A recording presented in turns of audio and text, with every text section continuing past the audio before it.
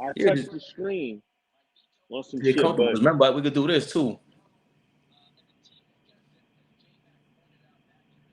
Where's it at? Nah, oh, there you go. That's even better. right. That's better, right? Yeah, Yeah, that's 'cause I way can always better. do. Yeah, I could throw that on the other joint. All right, it's recording now, but we know we can start whenever we want. That's like I was saying. So when you look at Patrick Mahomes last night, like I said, he didn't make no excuses. It's like the dude went out there and played like, and then you see how Andy Reid.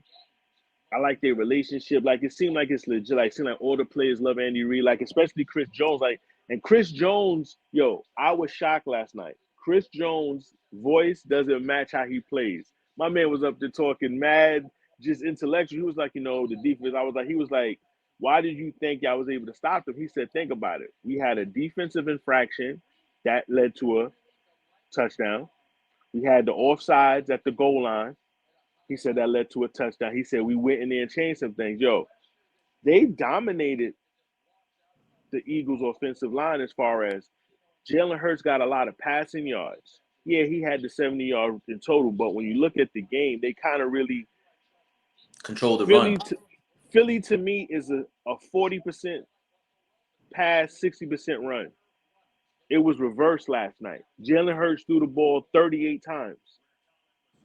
He doesn't really do that. Like he had one game this season, like when he really had a great game. That's against that comeback against the Colts. He was throwing the ball well. But if he has a hurt shoulder, whatever, he did look good. He played his. If you would have came out there and say, okay, Jalen Hurts, would you rather play like this and lose or play like you play? You understand what I'm saying? He played his best game last night, but Hold it on, was hold a on. fumble. Well, before we get into that, let's intro this what the dopest way possible because this is, I'm hyped. I'm here with my man Jo Rozay. I'm Fabian Perspective. You already know this is the I'm Bro Baby podcast, the official first episode. Jo Rozay, you gotta tell them how you feel, man. What up? It's the first episode, like you said. It is what it is, man. So let's just get right to it. That's him, live and direct. So we were just talking about the Super Bowl, though.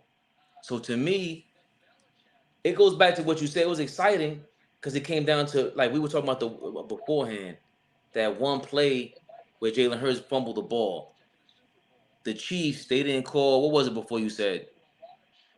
The Chiefs they didn't talk about the play in the first half when they fumbled or the goal No, line. no, you mean when they missed the field goal? Right. I'm sorry. The Chiefs missed the field goal. Yeah, So, but in a game like this, it's high stakes because me personally, I didn't think the Chiefs were rolling well in the first half, though. Like for they me, didn't play good. They didn't play good. That's what everyone's saying. Travis Kelce said we was not playing. Juju Smith said we were not playing like ourselves. He said we were not being us. And when you look at that first half, they were forcing it to Kelce. They stopped running. Kelce got off. Remember, Kelce got off in that first half. He did. He only. I think he caught 2 or 3 passes in the second half. They focus on other people. Pacheco's a beast. That dude, he took a hit, yeah, whatever. He came back, but Pacheco was running hard. He was running hard. He had 70 yards, but those were 70 tough yards. You know what I'm saying? Mahomes is out there like he didn't have the big passing 300-yard game like Hurts. No turnovers, efficient, over 70% of his passing. The biggest plays he was making them on his running. He didn't put his team in jeopardy, and that's the thing. Jalen Hurts, that one fumble, that's 7 points. If you think about it, Kansas City missed a field goal. That's 3 points. They scored 31 points on offense. If you add that field goal, that's 34 points. You add that turnover, that's really 41 points. That's a 41-35 ending. But no one's going to talk about the missed field goal. Yes, we all right? going to feel how we feel. If you look at the play, the guy even said it. I grabbed him. I thought they wasn't going to call it. Now, he was good with the first grab. But then the second one, remember, he grabbed him twice.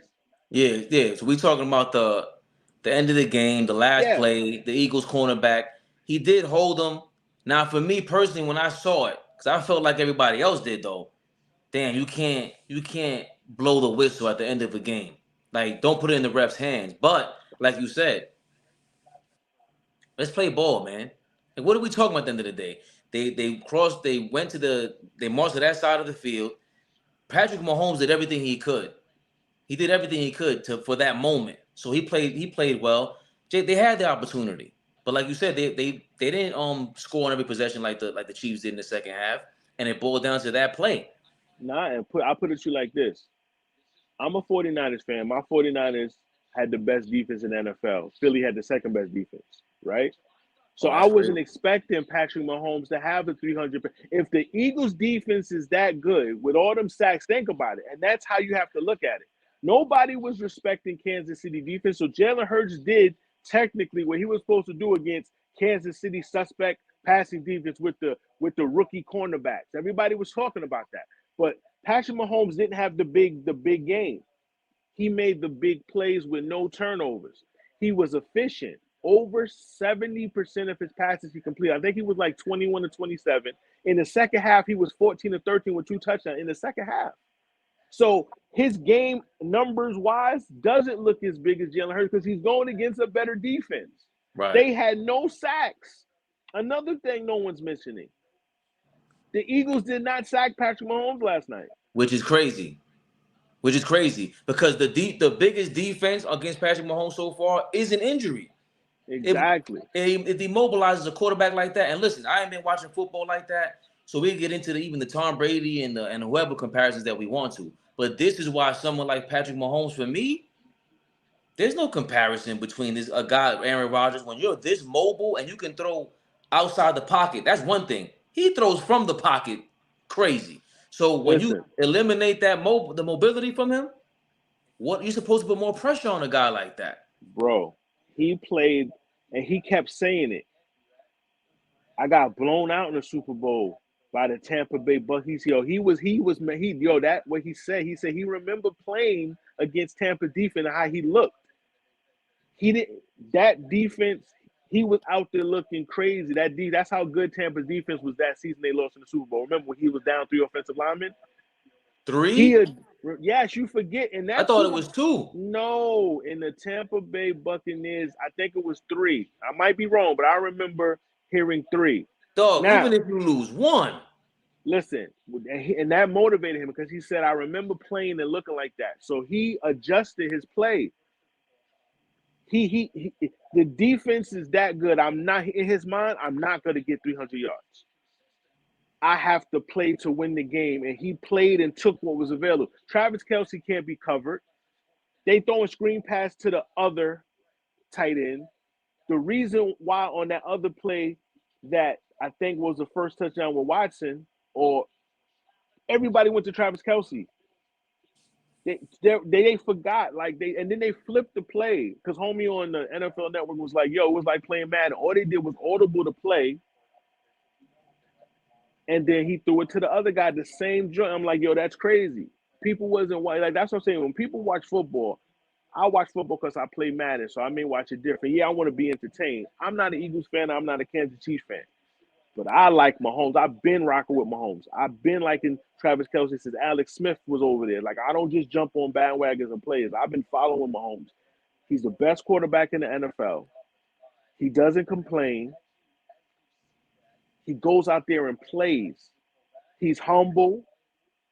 The teammates love him. He makes everybody better. He was throwing. Who was he throwing to in that AFC Championship game? Who the hell is Bell? I play Madden. I don't know who he is. The dude's like the 30th tight end playing on special to come in and catch a big play. Like without Tyreek Hill, he had no Tyreek Hill. There's no excuse about the cheat. Everybody, oh, he's nothing without Tyreek Hill. He just won an MVP and a Super Bowl without him. So what level? Because I don't watch football. So where do the Chiefs rank The in Chiefs been the defense? best. Okay, I put it to you like this: the Chiefs not a good defensive team. Not even The top 10. Chiefs, listen to me. The Chiefs are not a good defensive team. It's not about being a good defensive team. What they do is they're a middle of the pack defense. But if you watch the Chiefs, they needed a defensive play in the AFC Championship game. Chris Jones stepped up. You have to have moments when you can get a stop. You're not gonna stop. It's the Super Bowl. Everybody score a lot. So a lot of Super Bowls be dudes breaking out all these trick plays you never seen before. So a lot of points get put up. But the Chiefs with that play by what was it, Bolton, the fumble? That's a defensive. They defense created that. Your defense, you know what I'm saying? Look at the 49ers. Best defense all season. Couldn't really stop Philly because it was just a blur. And But they lost their quarterback. But forget the quarterback situation. They had to continuously be on the field. Right. They were on the field for 37 minutes. Like, they were exhausted. Well, so hold on a second. But so were the Eagles. They had a lot of time of possession. 36-24. Okay, but it's different. It's a different. Y'all dudes just being. All we do. We're not running like y'all running. Right. We're exhausted, and y'all running. That's how. But whatever. We're not talking about that. I'm going to what you're saying. That's the difference for me because San Fran's best quarterback option was down. Patrick Mahomes. You talk about the good option. That's the best option in the league. Apparently, that's the guy you want with 24 minutes of playing time. Listen to me. Take away the trophies, the MVPs and stuff. When you look at what he's doing, this dude is 26 and he's already a 2-time Super Bowl champion. He's already. I don't care about, like, people listen to me. People are going to feel how they feel about whatever. Well, no matter what the sport you like, if you have a GOAT in that sport, you're not going to move, right?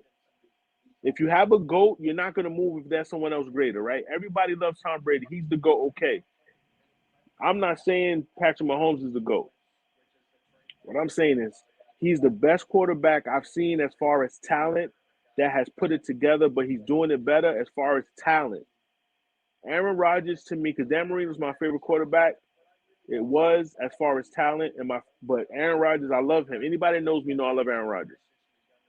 Patrick Mahomes is better than Aaron Rodgers as far as he's younger, and what Aaron Rodgers has been doing his whole career, Patrick is taking it to a different level.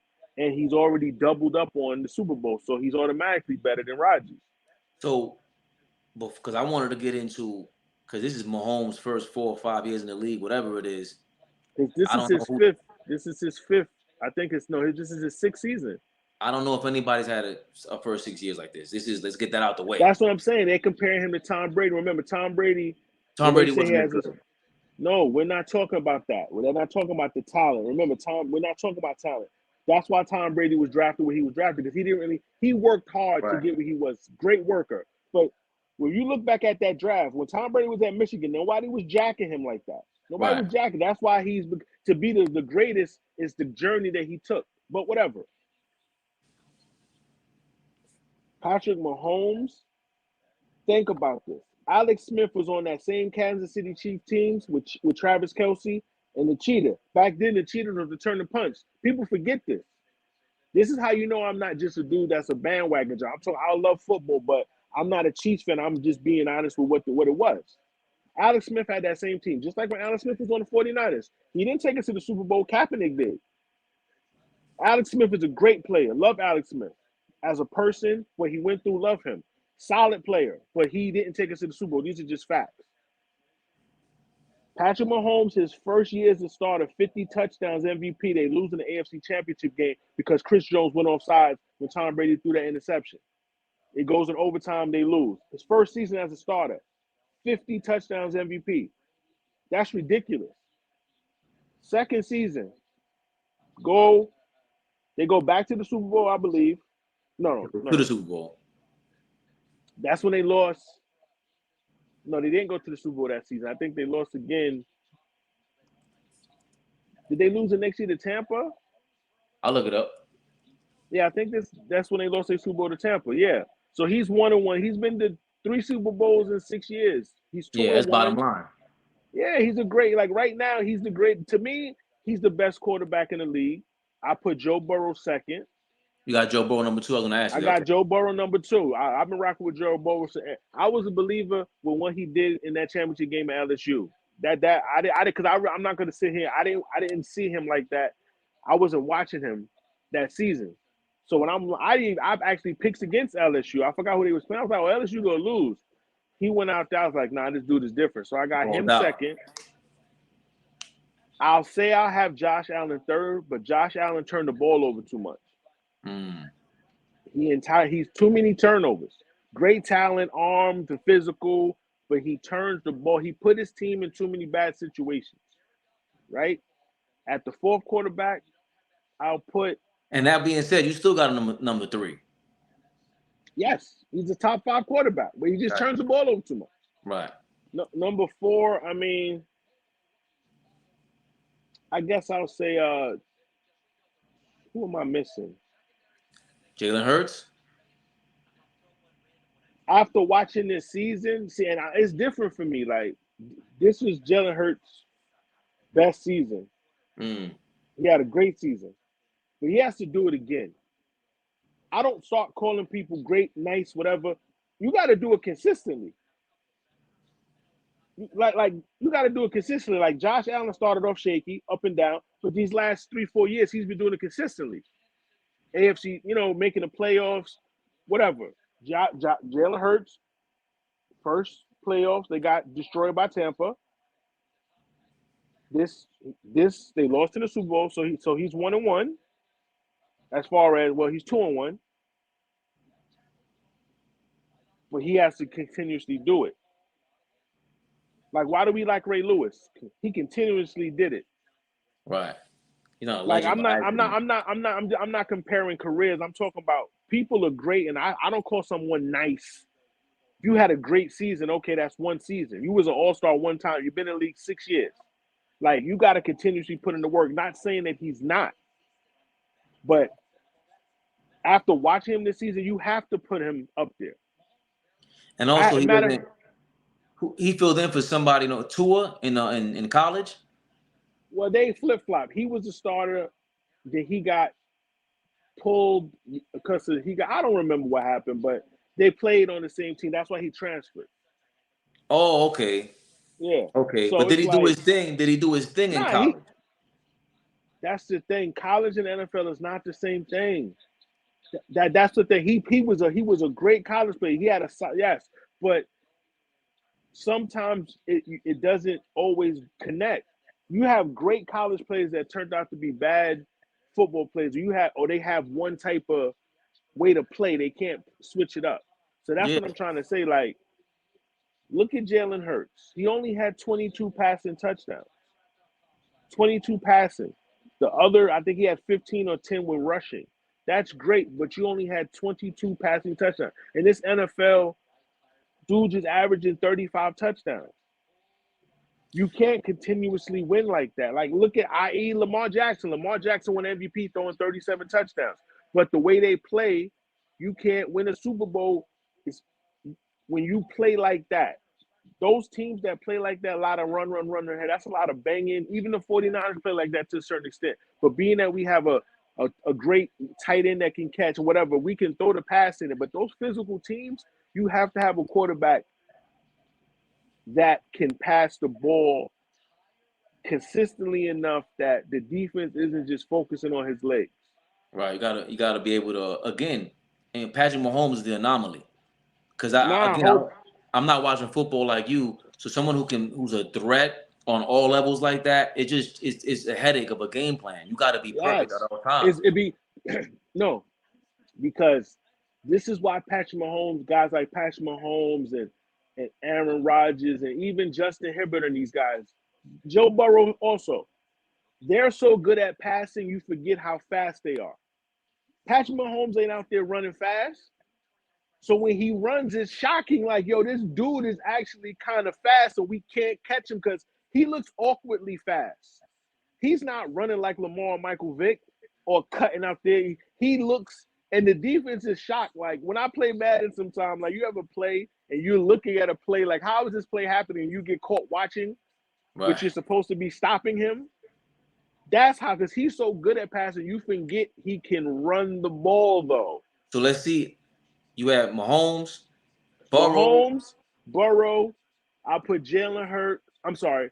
Mahomes, Burrow. I'll put Josh Allen, Jalen Hurts. And my fifth quarterback, Lawrence. I'll say Trevor Lawrence again. You got to show me more. You had one good season. You got to continuously do this. And I like Trevor Lawrence. He got caught up in that whole situation as far as with all Coach, that stuff with your boy from Florida, your man. I your forgot man's his a name. freaky dude. He a flip flopper. Yeah, he a funny guy. He's a So freaky I can't. dude. Nah, your man let That's the why. ball going crazy. That's why I have to. That's why for Trevor Lawrence to get through that and come and do this, if he continuously do that, he's going to be the next young guy. Because remember, Patrick Mahomes is not young anymore. He's young, but he's a veteran. So you got, all right, just to round it up, Mahomes, Burrow, Josh Allen, Jalen Hurts, Trevor Lawrence.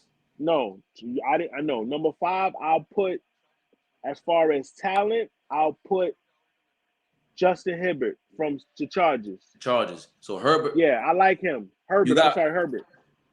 And we got to give Jalen Hurts his props because come on now, Super Bowl year. No, that's what I just said. I said this is his best. That's why I said I have to put him in the top 5. What he did this season, he's in the top 5 for this season.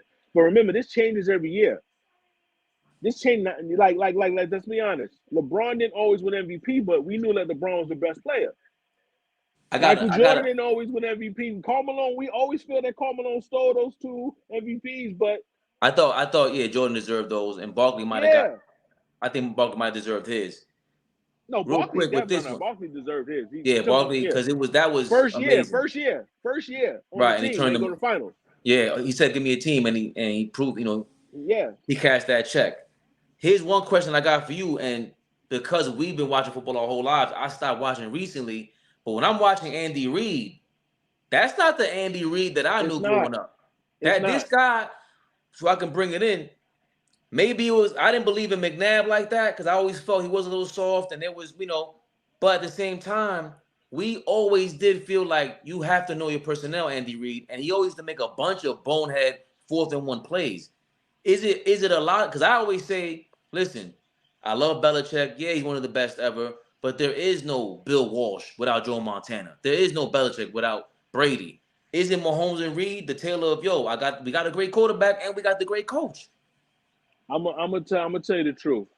It was a combination of things in Philly.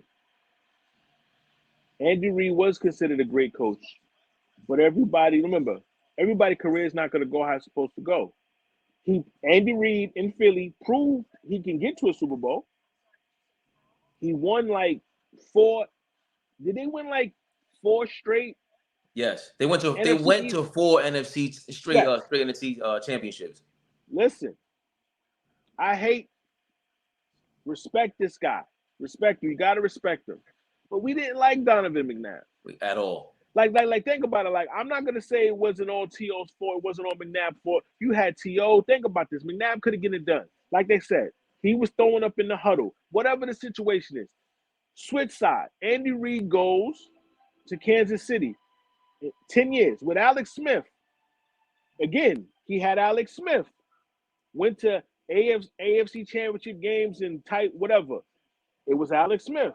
He finally got the guy that's going to do it. Patrick Mahomes is better than those 2 guys. Easily. Let's just be honest. Easily. Andy Reid has always been called the great play caller. Let's be clear. When he went to his first Super Bowl, most guys and coaches that go to their first Super Bowl lose because they're nervous, they get out coached. So Andy Reid, you have to learn from those lessons. He has. Now, when you went up against Tampa, your offensive line was decimated. No excuses. Y'all lost. Yeah, that's not. They lost. But last night, my brother is an Eagles fan. I know a couple of people that are Eagle fan, and I kept it consistent. Right. I said the Eagles do have the better team. But Andy Reid is the better coach, and Patrick Mahomes is the better quarterback. And they outcoached, what's his name? The Eagles coach? Sirianni. He got outcoached. Because you think I don't think he got outcoached. They got outcoached. Jalen Hurts threw the ball 38 times. See, but again, the point of this is I can't believe Andy Reid is outcoaching anybody. You understand? And again, I've always said Andy Reid is a great coach. He's a great. Listen, I've never doubted him. Also, he had Jim Johnson, a legendary defensive coach with the Eagles. Okay. For And me, he yeah. went to a Super Bowl but he lost to Bill Belichick. You act like he lost to a bum. He lost to Bill Belichick. Now 1,000%. But before that, even during He the got regular out season, coached. what you just said now, the right play calling, that was actually the knock on Andy Reid. They used to be like, "Yo, why are you going for it on 4th and 1 at the 35-yard Think line?" about what you said. That how long ago was that? This man is older and wiser. But remember what I said. He learned from his mistakes. Right, but remember what I said. This is me watching. I don't watch football anymore. So when I'm watching Andy Reid get like this, get the Bill Belichick treatment, I'm like, oh, that's crazy. Because I remember Yes, when they used to because shit on him. Because for me, I hate when they just listen. I love Tom Brady. Don't get me wrong. I love Bill Belichick, former Giant. He got his props through the Giants, bro. You ain't winning absolutely. without a great quarterback.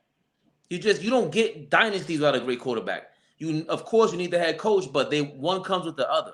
The Giants in the 80s and the Redskins of the 80s, that's an anomaly. But for the most Yeah. part, come on, man. Elway is bringing you a dynasty. Dan Marino's bringing Well, you a well, dynasty. wait. Elway lost a lot of Super Bowls. You know that, He right? did Because right, because he, you know why? He needed the right coach. He got Mike Shanahan. right. But again, what I'm saying is, He had Dan Reeves and all that. Listen, I know we from the listen. I know. Think about it. Look, and this is another thing we say. Like I tell people, I love Aaron Rodgers, but let's be honest. He has underachieved. He's only has one Super Bowl, but at least he has a Super Bowl, right? But he did have Mike McCarthy for 13 years, and he won a Super Bowl. Remember, Mike McCarthy. That's like now. In 20 years, are we going to be saying, "Damn, Mike McCarthy's a great coach"? Mike I've never McCarthy's liked him. horrible. Yeah, I've never liked Exactly. him. But Aaron Rodgers was able to win under that. Now he's under Dak. Now Dak Prescott had. This is what I'm trying to say. People be hiring these coaches, and you be like, these track records. Look at these guys track. This guy goes for it on 4th down. I've never seen a coach more confused with his timeout situation. Let me ask you a question. I know I'm not in the NFL, but they don't have a coach like a timeout coach or a tap the shoulder on the guy coach that says, "Hey, you got 3 timeouts you can use," because he always looked confused. He always looked like he's at the McDonald's stand and forgets what a number 5 is. And this is the part that I hate when people try to over evaluate stuff. You ain't played the game, so you don't know. Dog, there's somebody in that locker room who sounds exactly like you, and they try Yeah. to shut them up, and you go, nah, bro, why did you call a timeout, coach? We can't be in this film room for 3 hours, and we ain't schooling you for 3 hours. Why did you No. call that timeout?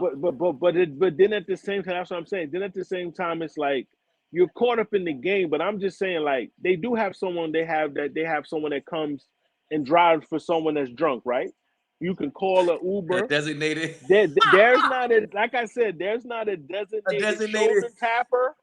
Someone that comes along and blows a whistle that only the head coach can hear. Hey, because my thing is, he has timeouts that he doesn't use, and then he uses timeouts that he shouldn't, and he does it all the time in the reverse situations. So, and that's always, again, you know how I feel. Because we always, it's always gonna be LeBron and first Jordan topics, but for me, that's why I don't like bringing up championships in this, because when you have a bum owner, Jerry Jones is out of his mind, and he's also the GM apparently, right? No, If they I'm not can't gonna. see, hold on, if they can't see, all right, we need at least a top 10 quarterback. Dog, you need a top 10. Do you have a top 10 coach? Are you sure about that? He can't call a timeout. So why This are you is sticking with him? Why? Because the Cowboys make billions and billions of dollars a fucking year. That's why. no, but this is what I'll say about Jerry Jones. Yeah, then I want to move on to the halftime show. I respect Jerry Jones as an owner. He's passionate, but he shouldn't be the GM. That's what the problem is. Like they need to have someone that's great at what they do to make the moves because I don't know what head coach said that they had a sleepover. Me and Mike McCarthy, the families had a sleepover and we discussed the contract. Nobody does that. That's your friend. You hired your friend. You hired someone that you know you can control. He's not going to question you. He's going to give you the fake confidence. That's just what it is. That's just what it is. And the Cowboys, I just want people to understand this. The last time the Cowboys won a Super Bowl, I was 15. I'm 42. Been a I'm while. 42. Let's put that in perspective. I was in the 10th grade when the Cowboys won their last Super Bowl. It's about to be 3 decades since the Cowboys won. And mind y'all, they were like Golden State when we were kids. Well, whatever you guys think of Golden State Warriors of this era, they might have been that and then some. Because you It added was them. Dion. It was them in the 49ers, the 80s and the 90s. Right. But the Cowboys were even bigger than that. Because the Cowboys been big but the Cowboys been big since that. But what I'm saying is that's why the Cowboy and the 49ers have kind of like always been that franchise. Like it's America's team, but the 49ers is a huge franchise. The 80s, man. Yeah. Joe Montana, Jerry Rice. Like Did you like any I put it to you like this. Like my son loves Brady. Like I said, I respect Brady as being the GOAT. But I always say, everyone says Michael Jordan is 6-0 with 6 Finals MVPs with no blemishes. Tom Brady did lose 3 Super Bowls, 2 to Eli Manning and 1 to Nick Foles. Joe Montana is undefeated. Yeah, he's been to 4 Super Bowls, but he won them all. And he was playing back in the days when you had a concussion and they didn't even check you. You came right back in. He was playing back in the days when you could really pop quarterbacks. I remember they said one time when Troy Aikman got hit, he went on the sideline. They said, yo, Troy, you know where you at? He said, yeah, we in the Super Bowl. And you saw Troy Aikman on the sideline. John Madden said, R.I.P. John Madden. He said, you look, you got to hide his hat. He's looking for his helmet. They said they had to hide Troy Aikman helmet. That's the era that Joe Montana came from, and he's undefeated. So to keep it light, let's move on a little bit. Did you like any commercials? Any memorable ones? I ain't gonna hold you. Did you see the Ben Affleck Dunkin' Donuts shit with J-Lo? I missed that. That shit is hilarious. So this motherfucker's he's like basically working at Dunkin' Donuts, the drive-through. Right. So people are driving up and they're shocked. He's like, yeah, it's me, whatever, taking pictures. So Jennifer drops it like, yo, Ben, what the hell are you doing? He's like, I'm working. So she's like, this is what you're telling me you're doing from 9 to 5? She said, get in the car. He was like, yo, you're embarrassing me in front of my friends. She said, get in the car. And she said, give me a glaze. And then it cuts off. Yo, that was your man was working in the drive-thru. That's ill. And and Ben Affleck, they're about to do they about to make that Michael Jordan movie. He playing Phil Knight. Yeah. His man, not him. Matt Damon. Matt Damon's playing Phil. No. Ben Affleck's Phil Knight. Matt Damon is the guy that helped. He's playing Sonny Vaccaro. Oh, okay. I don't even know who Sonny Vaccaro is. Sonny Vaccaro was the dude from Adidas and the sneaker dude back in the days with Nike, the controversial dude. Okay. That he was a dude that was, I think, was around when Sebastian was popping and when Sebastian was about to come in the league. I think he had a connection. He used to work for Nike, but they let him go, I think. And then I think he moved on to Adidas. But that's who Matt Damon's playing, and Ben Affleck's playing Phil Knight. They were pretty funny, all the commercials. So the commercials, I even the one with Jack Harlow, that was a Doritos commercial with the triangle. Yeah, that was kind of funny. That was funny, but my only thing was like, why Jack Harlow? Well, Jack Harlow, he got Kansas. He has a couple of sponsors. I mean, listen, I don't know, but he getting a check. That's how you got to look at it. And remember, he got the New Balance with Kawhi. He had the Kentucky Fried Chicken joint, and he had that song. That song he had was fire. Was popping. That song was fire. That was a big song. That was like 2 years ago. That was my only gripe with that. But doesn't matter. That's how. Hold up. That was 2 years ago. That got him this position right now. Nah, get Jack Harlow out of here. Bro, listen, he's okay. I don't know why. I'm just saying you can't understand. I don't understand why they picked him. Somebody likes him, obviously. Listen, man, I'm gonna grow my hair out, get a wig, and we're gonna do the Jack Harlow. But I'm hyped because we gotta listen, we trying to take baby. You gotta do the Baker Mayfield. That's what you gotta do the Baker. You better go, you better show up to the Carolina Panthers. I know he on the Rams now with a Rams jersey. They play your Baker, go ahead. He's still in the league. He was another fraud. He's on the Panthers. I think he's still on the he got waived by the Panthers, and I think he got picked up by the Rams. You could That's tell. why I call him Baker Mayfield. This is what I'm telling you, man. Like you could tell who's anyway. I'm hyped about the Mets. What other baseball team you see with a Super Bowl commercial? The Gangsta Geek is in session, my brother. I saw that commercial before the Super Bowl. That commercial was funny. I saw that before. That was a dope commercial. Dog. That's when people are going back to Jerry Jones. This is why I'm excited to be a Mets fan now. All right, no, I'm not saying we're gonna win next year, but when you got somebody up there that's attempting to win and you can feel it, that's what it's about, man. Like he's doing Super Bowl commercials, he wants to get his bread. Yeah, but bro, that don't have nothing with them playing on the field. He's just marketing his team. I'm not you I'm not I don't care about that. At the end of the day, them teams make money regardless, bro. Fuck that. Nah, Put and he that, no but no that's no no no no. He's finally spending his money on players that can play on the field and make a difference. what you mean That's what I'm finally. trying. When he's the What you mean finally? we got Pete Alonso. He's spending his money. Right, but okay, That's but once forget the again, marketing. He's spending his right? money. Oh, no. Here's what I'm saying. Here's what I'm saying. Remember, they're trying to build a casino in Queens. Remember, we've been a bottom. They really been a trash. Yes, but Hold on. that's what I'm saying. Hold on. I'm They not really been talking a about the bummy. business as I'm talking about he went out and got the pitcher. He went out and spent money on people that made an impact for us to get where we got. That's what I'm saying. Right. So But the this. previous situation, we were spending stupid money on stupid plays that we shouldn't be getting. So now, okay, again, you're making my point. He's taking care of business on that end, and on top of that, he ain't just throwing the money, put it in his pocket. He's putting it on the Super Bowl ad because he wants to get the money back and bring all the hype to that stadium. That's what I'm talking about. He's in New York City. He's taking advantage of that. Oh, remember what we always point to. I don't mess with the Yankees, but I fucks with George Steinbrenner. He kicked that Minnesota Twins owner or the GM the fuck up out of his skybox. I give that man $30 million a year. Get him out of here. Fuck him. That's why we respect John Steinbrenner. He wasn't cheap, and he was about that Hollywood life. I I mean, respect it. I don't care. Like I said, I don't care about none of the highlights. I just respect George Steiner because he wasn't afraid to spend the money. You have to. What people say in these movies, you got to have money to go to war. That's why Tony lost to Sosa. He ain't have enough money. Sosa was on the phone with this dude, and 10 minutes later, the dogs was on him. You Yeah. got to have money. Steinbrenner said, I'm rich. I'm going to get the best players.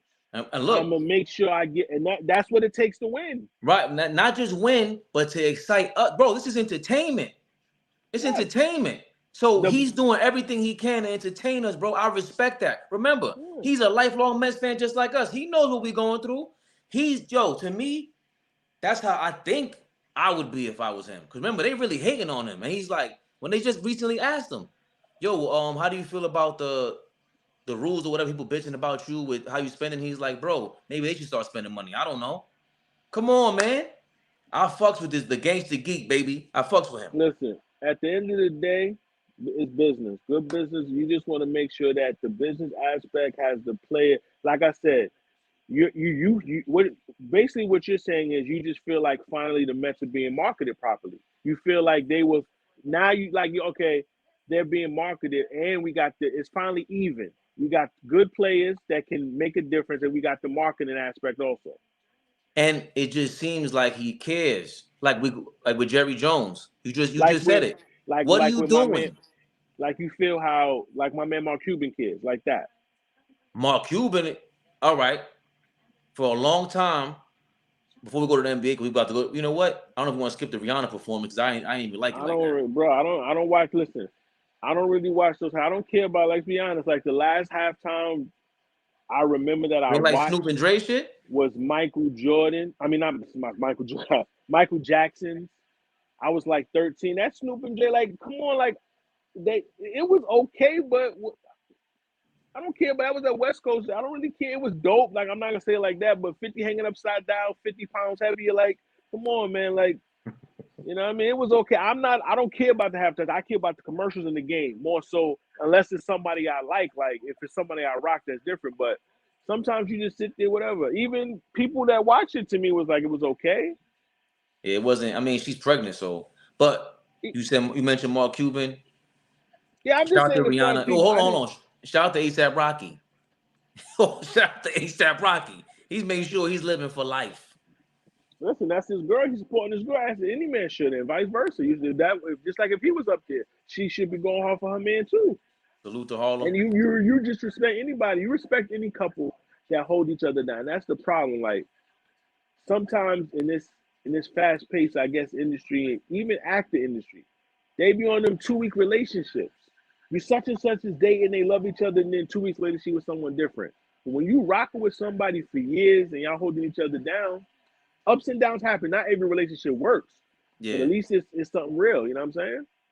So you just mentioned Mark Cuban, and for a long time I was saying I think he for 10 years it looks like he messed up the back end of Dirk Nowitzki's career by trading Tyson Chandler, and for a long time I didn't think he got the best of that Porzingis trade.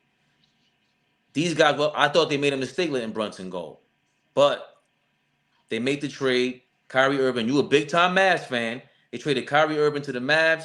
The Mavs sent back Spencer Dinwiddie, Dorian Finney-Smith, and 3 draft picks: the second round, the first round pick, unprotected, and the second round pick. And you guys get Markieff Morris as well. How'd you feel about that trade? I'm a realistic dude. This is a short term fix. They want to see if Luka could work with another person. You cannot win a championship with Luka and Kyrie because neither one of them can play defense. It looks good on paper. It's great offensively. It works. It gives Luka, when he sits down, he can rest. You don't got to worry about losing the lead. You got someone in Kyrie that can come in. He can make every shot. Kyrie's unbelievable. We love Kyrie. I'm a Kyrie fan, but I'm just being honest. Now, Mark Cuban can sign Kyrie and then later on maybe try to trade and get defensive pieces.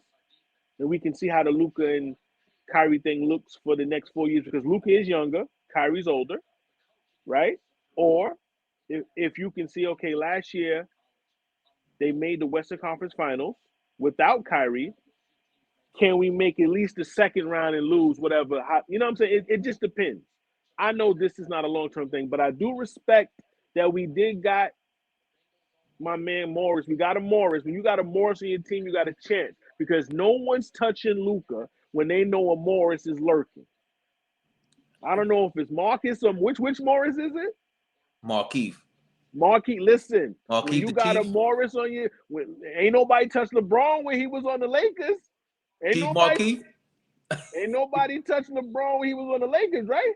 When you ain't nobody, when Luka coming to the hole and you touch Luka, you know there's a Morris around. You're gonna think twice. Did you That's the what happened. go ahead, finish up? So as far as the trade, it's a short-term fix. Offensively, it looks great. We just lost the defense. We lost Finney Smith. You know what I'm saying? Who else we traded? Who else? Spencer Dinwiddie. Spencer did because Spencer Dinwiddie was great. Like that's why last year it looked so good with Dinwiddie, Luka, and Brunson. Because when Luka sat down, you had Great point. Dinwiddie and Brunson, and Spencer Dinwiddie. Let's give it up for him. He's gotten better over his career. He can make any shot. He got a handle. He hits free throws. He's very versatile, so he can be a 1 or a 2, and he fits in.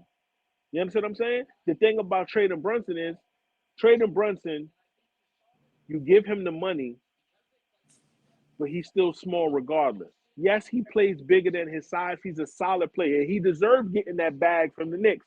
He did.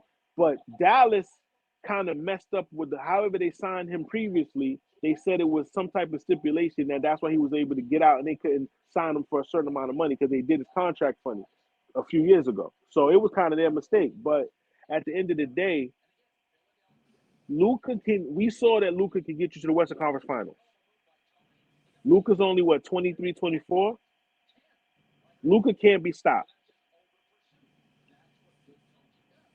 He's a non-athletic. I think Jalen Rose said it first. He's a non-athletic LeBron James. But once he matures, as far as talking to the refs and getting back on defense, and once he can play at least 50, 45% of defense in certain moments, he's going to be unstoppable. Just like with Giannis. When you look at Giannis, I said years ago, once Giannis get a consistent jump shot, he's going to be unstoppable. And he's still kind of raw, but he's still unstoppable. Luka doesn't have half the athleticism he has. He's averaging 33s. So imagine when he really get into shape and he really start taking the game to the level. He's been an MVP candidate. He's been all NBA 3 years in a row, first team. He got them to the Western Conference Finals. Nobody believed that they should have got there last year. That's because of him. And if he had a consistent score, and now let's say Kyrie was there last year, they might win the championship because he had someone that could give him 18 to 21 points consistently. Instead of Porzingis. When we got Porzingis averaged 18 in the regular season in the bubble. In the bubble, he was averaging 9 in that playoff series. We lost. That's why they got Porzingis out of there. Porzingis had it easy. Do your part. But again, Porzingis is injury prone, like some players are. I can't fault him for that. But when he was on the court in crunch time moments, Luka, we saw what he was doing to the Clippers in the bubble. He giving these guys 40. Luka got it. He's just that he's young. He's gonna make mistakes, yes. But what he's not scared of no moment. He shows up. Look what he did in Phoenix last year. Like, best team, best record, yada yada. They talking mad shit. They got smoked. Yo, they was down 30 at the half, yo. Luka did that. Somebody said it on Twitter.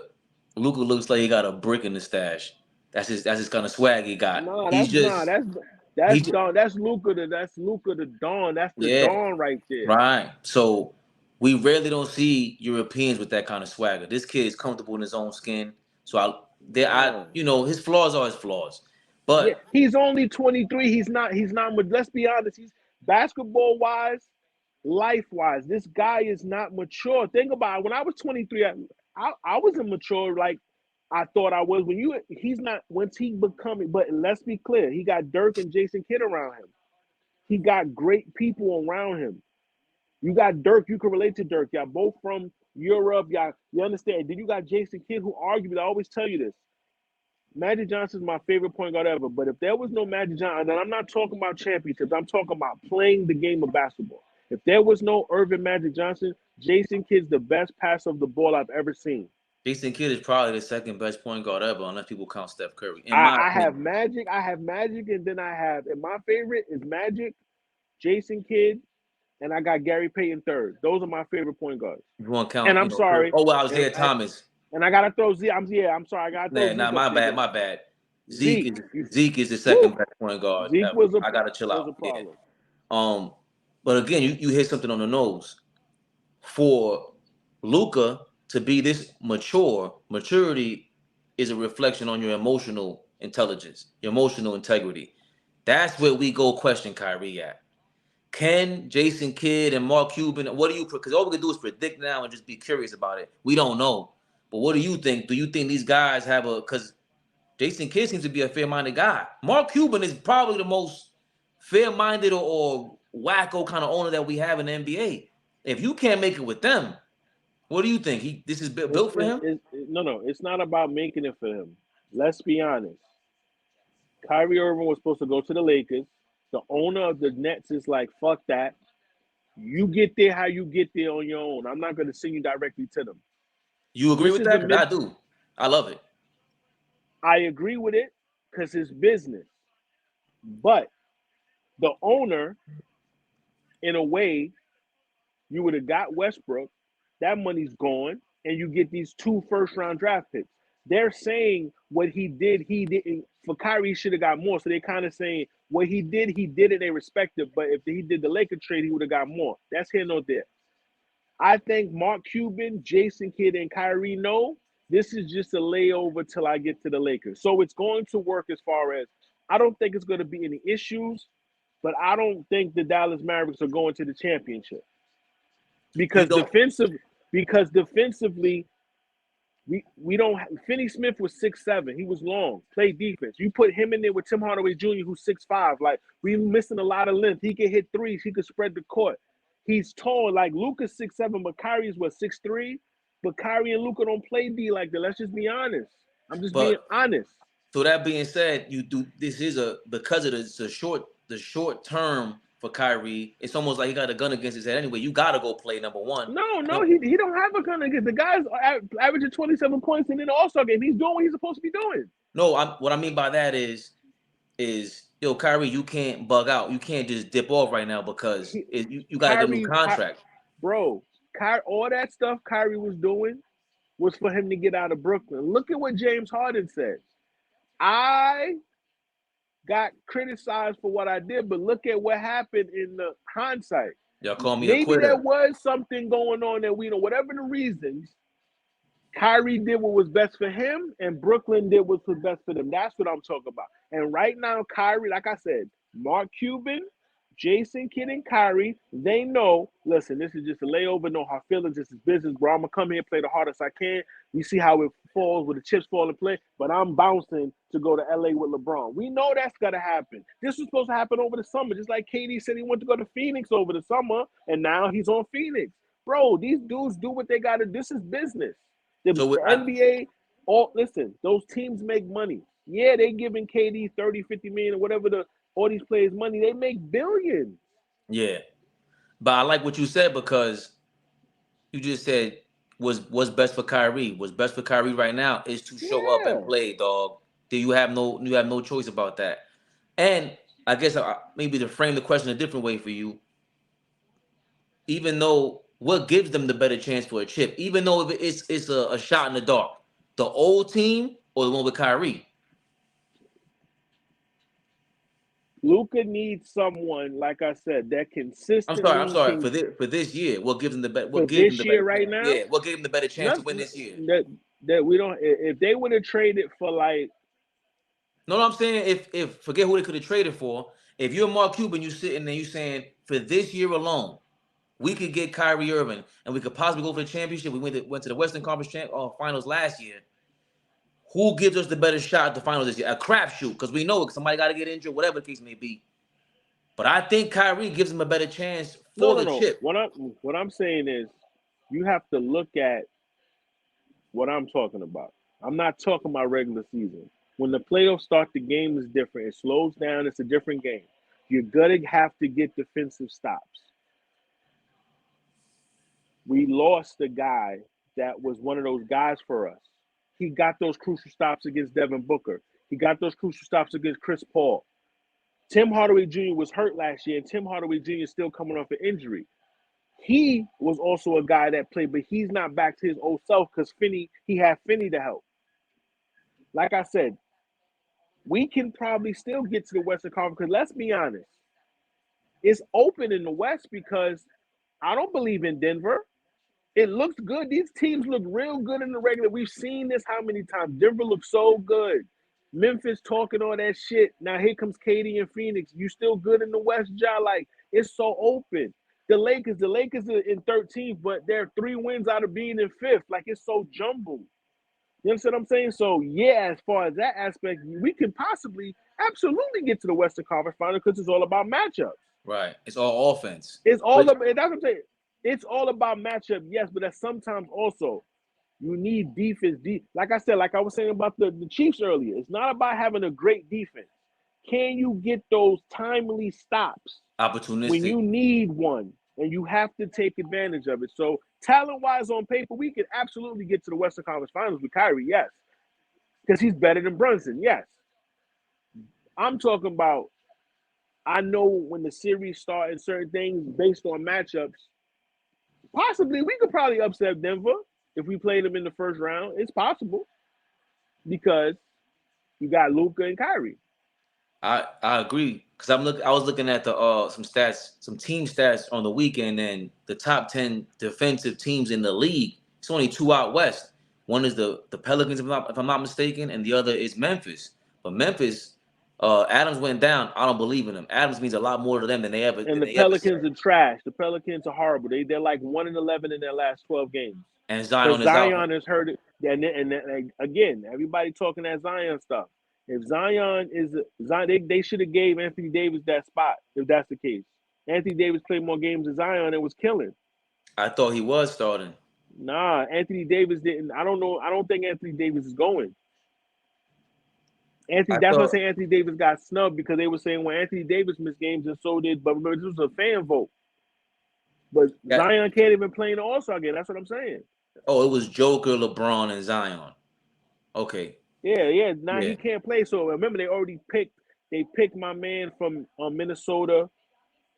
What's the dude in Minnesota? Anthony Edwards. And they picked somebody else to replace. But it's like, Zion, you've been hurt. How you make? And that's another thing. He's an injury-prone guy.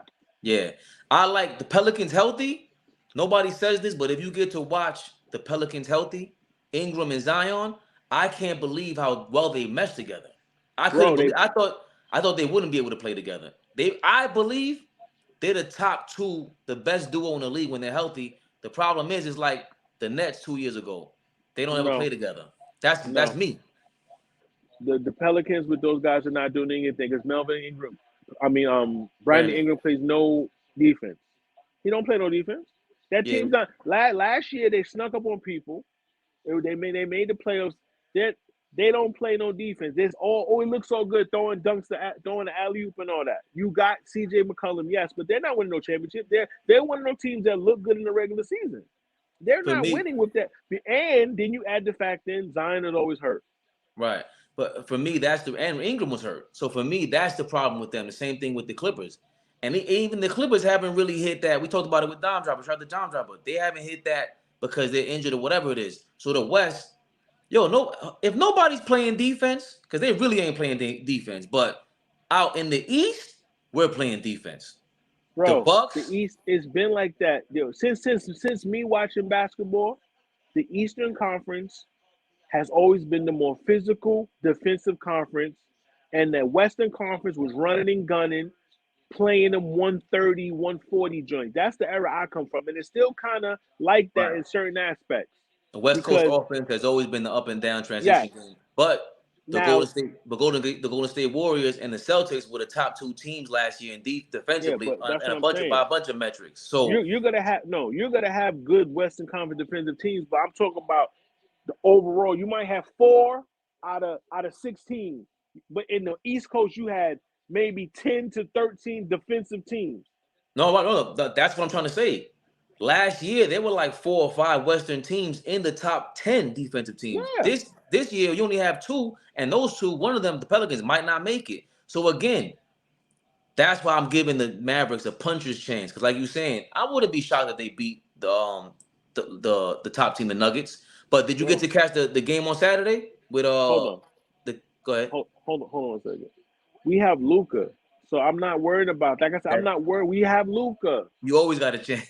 bro. Let The me. These dawn. listen right now. I'm just being honest. These are these are the top 5 players, but my personal favorite players in the league is always Braun, Luca, Tatum, my man Middleton, Giannis, because Giannis right now is the best player in the league. Most dominant. To me, the second best player is Tatum, then Luca. I put Joel Embiid up there, but Luca and Giannis is the best player. Giannis is not even polished, Right. and he's walking. He's averaging 32, 15, and 5, like It's, nothing. he's And he again. plays defense. Yeah, when I always point to the same things with these conversations. Anybody, I don't necessarily think just because you win a championship, just because you won the MVP. Look at when you look at Ben Wallace and Dikembe Mutombo. Dikembe Mutombo was in the top 3 or 5 in defensive voting like 10 years in a row. That's a different kind of dude. Yeah. That's a different kind of dude. Giannis, on top of being an MVP, that's why I knock points off Tatum, and I always bring Luka up, even though Tatum's a better two-way player. Give me the guy that shows up every day and they're showing up with a motor. Luca, say whatever you want. He's slow, whatever. I don't have to worry about him. That's a triple double tonight because he's coming to play. He's coming. He don't care who's in the crowd. You know what I'm saying? So I always enjoyed about Giannis. I don't know if you want sticking to the West. I don't know if you want to talk about the Kevin Durant trade and how we feel. Nah, We agree about this. What's all the hype about? Because what's the difference between Phoenix and Dallas? not that there is no. There is a hype. It's Kevin Durant. You gotta that's Kevin Durant. So there's gonna be hype because you're putting Kevin Durant on the floor with Devin Booker, who's an all-star player, and Chris Paul, who's considered this era's best point guard and the point guard. Now, that's all true. But now let's be honest. These guys are injury prone. Right now, Kevin Durant is hurt. He's missed 20-something games. Devin Booker just came back, last week after missing a month. Chris Paul missed a month early in the season, and he's on schedule to get hurt at any moment. I don't think this is going to work also. This season, it may not work. I'm not talking about next season. I'm talking about this season because of the injury factor. They also lost Mikal Bridges, who was a great defender for them. Now, even though Jay Crowder He ain't played no minutes, but he was another defender that they lost. It looks good on paper. They're going to make the playoffs. They should be able to get to the, you would think, minimum Western Conference Finals on paper. But we don't know how. But we don't know how healthy KD is. KD don't just get on the court and be healthy. It's rehab. So let's just pump the brakes. I don't care about the NBA. I don't care about the NBA season until after the All-Star game, because that's when the seedings really get put in place, and you start seeing the teams that's playing the best basketball. It looks good now. All these records, like Denver looks good in first place. The best teams in the league consistently have been the Celtics and the Bucks. Those are the two best teams in the league. Yeah. From the beginning of the season till now. Yep. Everyone else is trying to be, they've been the most. Remember, Giannis was missing Middleton, and they're in second. And Middleton missed how many games? Giannis missed like 8-9 games. And my man Holiday stepped up. Jason Tatum does have his ups and downs. I will say that he does, because I love Tatum. He broke my heart, Khaled voice, in the finals because he went to turnover university. How do you have 100 turnovers in the playoffs? He was trying to dribble through three people. Tatum went to turnover university. Marcus Smart, and they all had a semester. They all went to summer school at Turnover U. I was horrible. I was devastated. But Tatum has his ups and downs, but that team is still in first place all year. New coach, with all they went through last season, that and whatever they're being motivated by, because you're gonna lose regular season games. And what I like about Boston, I don't think they're trying to be 70. They're not trying to be 80-2. You see what I'm saying? They're playing, but they're playing at their paces. They're the best team, but they're not trying to break no records. Right. My issue with Tatum is always going to be the big game. Every big game.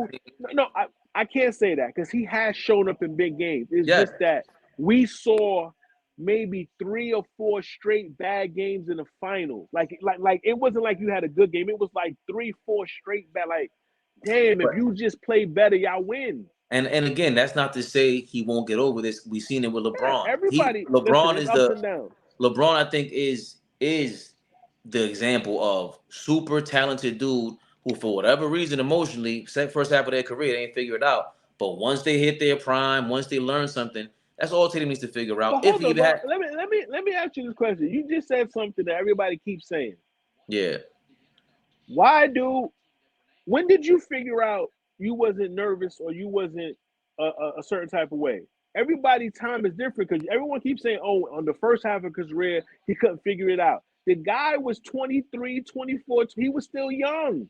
Yeah. He was still young. So obviously it took him long to figure it out. To figure out what? Like, think about this. He's been playing basketball his whole life, yes. But he can't control when he might play bad. And hold on. Yeah. And he had some horrible moments. I'm agreeing with you. But you said it took him something to figure it out. How long does everyone figure out mechanism is different? Well, here's my thing. It's not just the fact he had 45 and 15 against the Celtics in Game 6. That's not what stood out to me the most. It was pregame. I'm on the phone with you, and what's the first thing we said? Yo, he got that look in his eye. I ain't never seen LeBron look like that. He's on the sideline meditating, reading books. For me, that man is, regardless of what level you are in life, if you're the best at what you do, when you hold yourself accountable, and he's a public figure, one of the biggest public figures ever, all eyes are on him. For him to do that, we should give him more props for figuring that out, because everybody don't do that. Hey, you just asked me a very important question. When did you figure that out? And you know why I asked you the important question? Because this is what I'm about to say, and that's what I'm telling people. Anybody that know me know I love Michael Jordan. Growing up, it's 2 guys that I love, Michael Jordan and Hov. Michael Jordan and Hov. Anybody know me? LeBron is the best basketball player ever because of what you just said. It wasn't perfect for LeBron. Michael Jordan is perfect. Finals never flawless. LeBron has had the more pressure on his shoulders. They said something that I never even knew. They said when LeBron was having his press conference saying he was going to the NBA, Jim Gray said, LeBron, how does it feel knowing that you have the pressure of being no less than a Hall of Famer? LeBron said, I'm up for the challenge. He has surpassed anything that you thought he was going to do, he's done it. Nobody thought he'll be the NBA scoring leader. Nobody thought he'll be fourth in assists. Nobody thought he'll come back from 3-1. Nobody thought he'll do none of these things because they thought, oh, this kid is over. Not you, not us. Exactly. Not us. Yeah, No. because I'm not talking about us. when they were down 3-1. No. Bro, I'm not talking about us. I'm talking about we know what we talking about. And I love Michael Jordan. I seen LeBron go through. When that Dallas series, we had I'm a Mavericks fan. On paper, the Mavericks was not supposed to beat them. My man Dirk, after losing that finals to the Heat, and after getting punked by Golden State in 2007, Dirk was like, I'm coming to play. They couldn't stop Dirk. Let's be clear. Let's be honest. Everybody say LeBron played bad. Give Dirk his respect. Dirk came to play. And that's on top of what LeBron did. Yes, but Dirk came to play. Give Dirk his respect. And that's another example of what I point to when I say Dirk Nowitzki is a freak of nature. He's another guy like LeBron, like these guys we never really seen that before. And for a long time, emotionally, I saw him get caught up there in the headlights. But series, but it happens. Right, it tragic magic. They was calling homeboy tragic magic. Right, it happened. But the difference is that was Dirk's trend. That was LeBron's trend. And right now, going back full circle, this is Jason Tatum's trend. So if what we're saying is right now, from what we're saying, what I can try to draw here, Tatum, if he figures that out. No, I can't. No. I can't say this is Jason Tatum's trend. Because I'm saying thought Tatum was nice. Tatum's not scared. When he was playing against LeBron in the finals as a rookie in the Eastern Conference Finals, he wasn't scared. That's when I knew Tatum was ready. He just had a bad finals. I don't think Tatum's scared in the moment because I saw him guarding KD and locking KD down last year in the playoffs. I've never seen that one person block KD so much in one series. Right. Tatum was all over the place because he turned to defensive corner and he's passing. He's a better complete player. He just had a bad finals and he's using that as motivation because look how he came out. He's averaging more points, more rebounds, and he came motivated. So I can't say he's scared. He just had so many bad games in a row. It looks like he had 25 bad games. So here's my thing. Maybe scared is the wrong word. I'm trying to because once you're playing, you're playing in front of a billions of people. It's not scared, but for some reason, I'm not worried about Luka being motivated tonight. Whenever he's playing, for some reason, I wasn't worried about Michael Jordan coming through and being motivated. That was not part of the conversation. Yeah. But for Jason Tatum, LeBron early on, Dirk Nowitzki early on, Shaq, I was worried about his motivation from game to game. Bro, but think about it. They're human beings. I've been bullied. When I was young, I used to get bullied. Real talk. I was scared. But what it took me from my mom telling me, yo, you better stop coming home crying. Like my mom was a G. My mom wasn't for that crying shit. You know what I'm saying? But it took me crying and being scared. Everyone, it comes out of them whenever it's ready. But that's why I don't look at everybody's different. Perfect example. Tom Brady was a third round, fourth round pick, turned out to be the GOAT. Nobody saw that. Right. But even the GOAT, he's had bad games and he's the most clutch quarterback, right? But even he's had moments when you're like, what's going on? Everybody has them, but it's about when it's ready to come out of you. That's why I say LeBron is the best because I've seen his failures. And I've seen what this man went through. And to come back nobody talks about how he was 22 and got the bum-ass Cavs to their first ever championship. He was 22. Like, no one talks about that, how he got that trash-ass team to the final. That 2017 was horrible. Go look at that roster. So that was the next topic. LeBron breaking the all-time leading scorer, becoming the all-time leading scorer. and it still feels like, or you feel like, because I'm a LeBron fan, but I think you're way more of a fan. It still feels like you and anybody super fan is gonna be like, he's not getting enough credit, and maybe we're just living in the moment, and we're I gonna see don't after he listen. retires how you're gonna love him. I don't care about credit for scoring. I'm not talking about that. I'm talking about, like you said, you don't get caught up in the rain comparison. Michael Jordan is Michael Jordan. LeBron James is LeBron James. But when you strictly looking at basketball, LeBron James has done things that Michael Jordan ain't do, and vice versa. But we were watching Michael Jordan as kids. We were young. I started watching LeBron when I was 23 up until now. I've been watching LeBron for 20 years. I've seen his whole career. I've seen it. Michael Jordan, we didn't see Michael Jordan. I don't remember Michael Jordan's first game in the NBA as a rookie, I remember Braun right? Sacramento. Right? Yeah. I don't remember LeBron, Michael Jordan. I don't remember that 63-point game. I didn't watch that First against game LeBron, Boston. first game LeBron played, I called you up because you were like hyping him up from high school, and I said, "Yo, Carmelo's already ready for the NBA."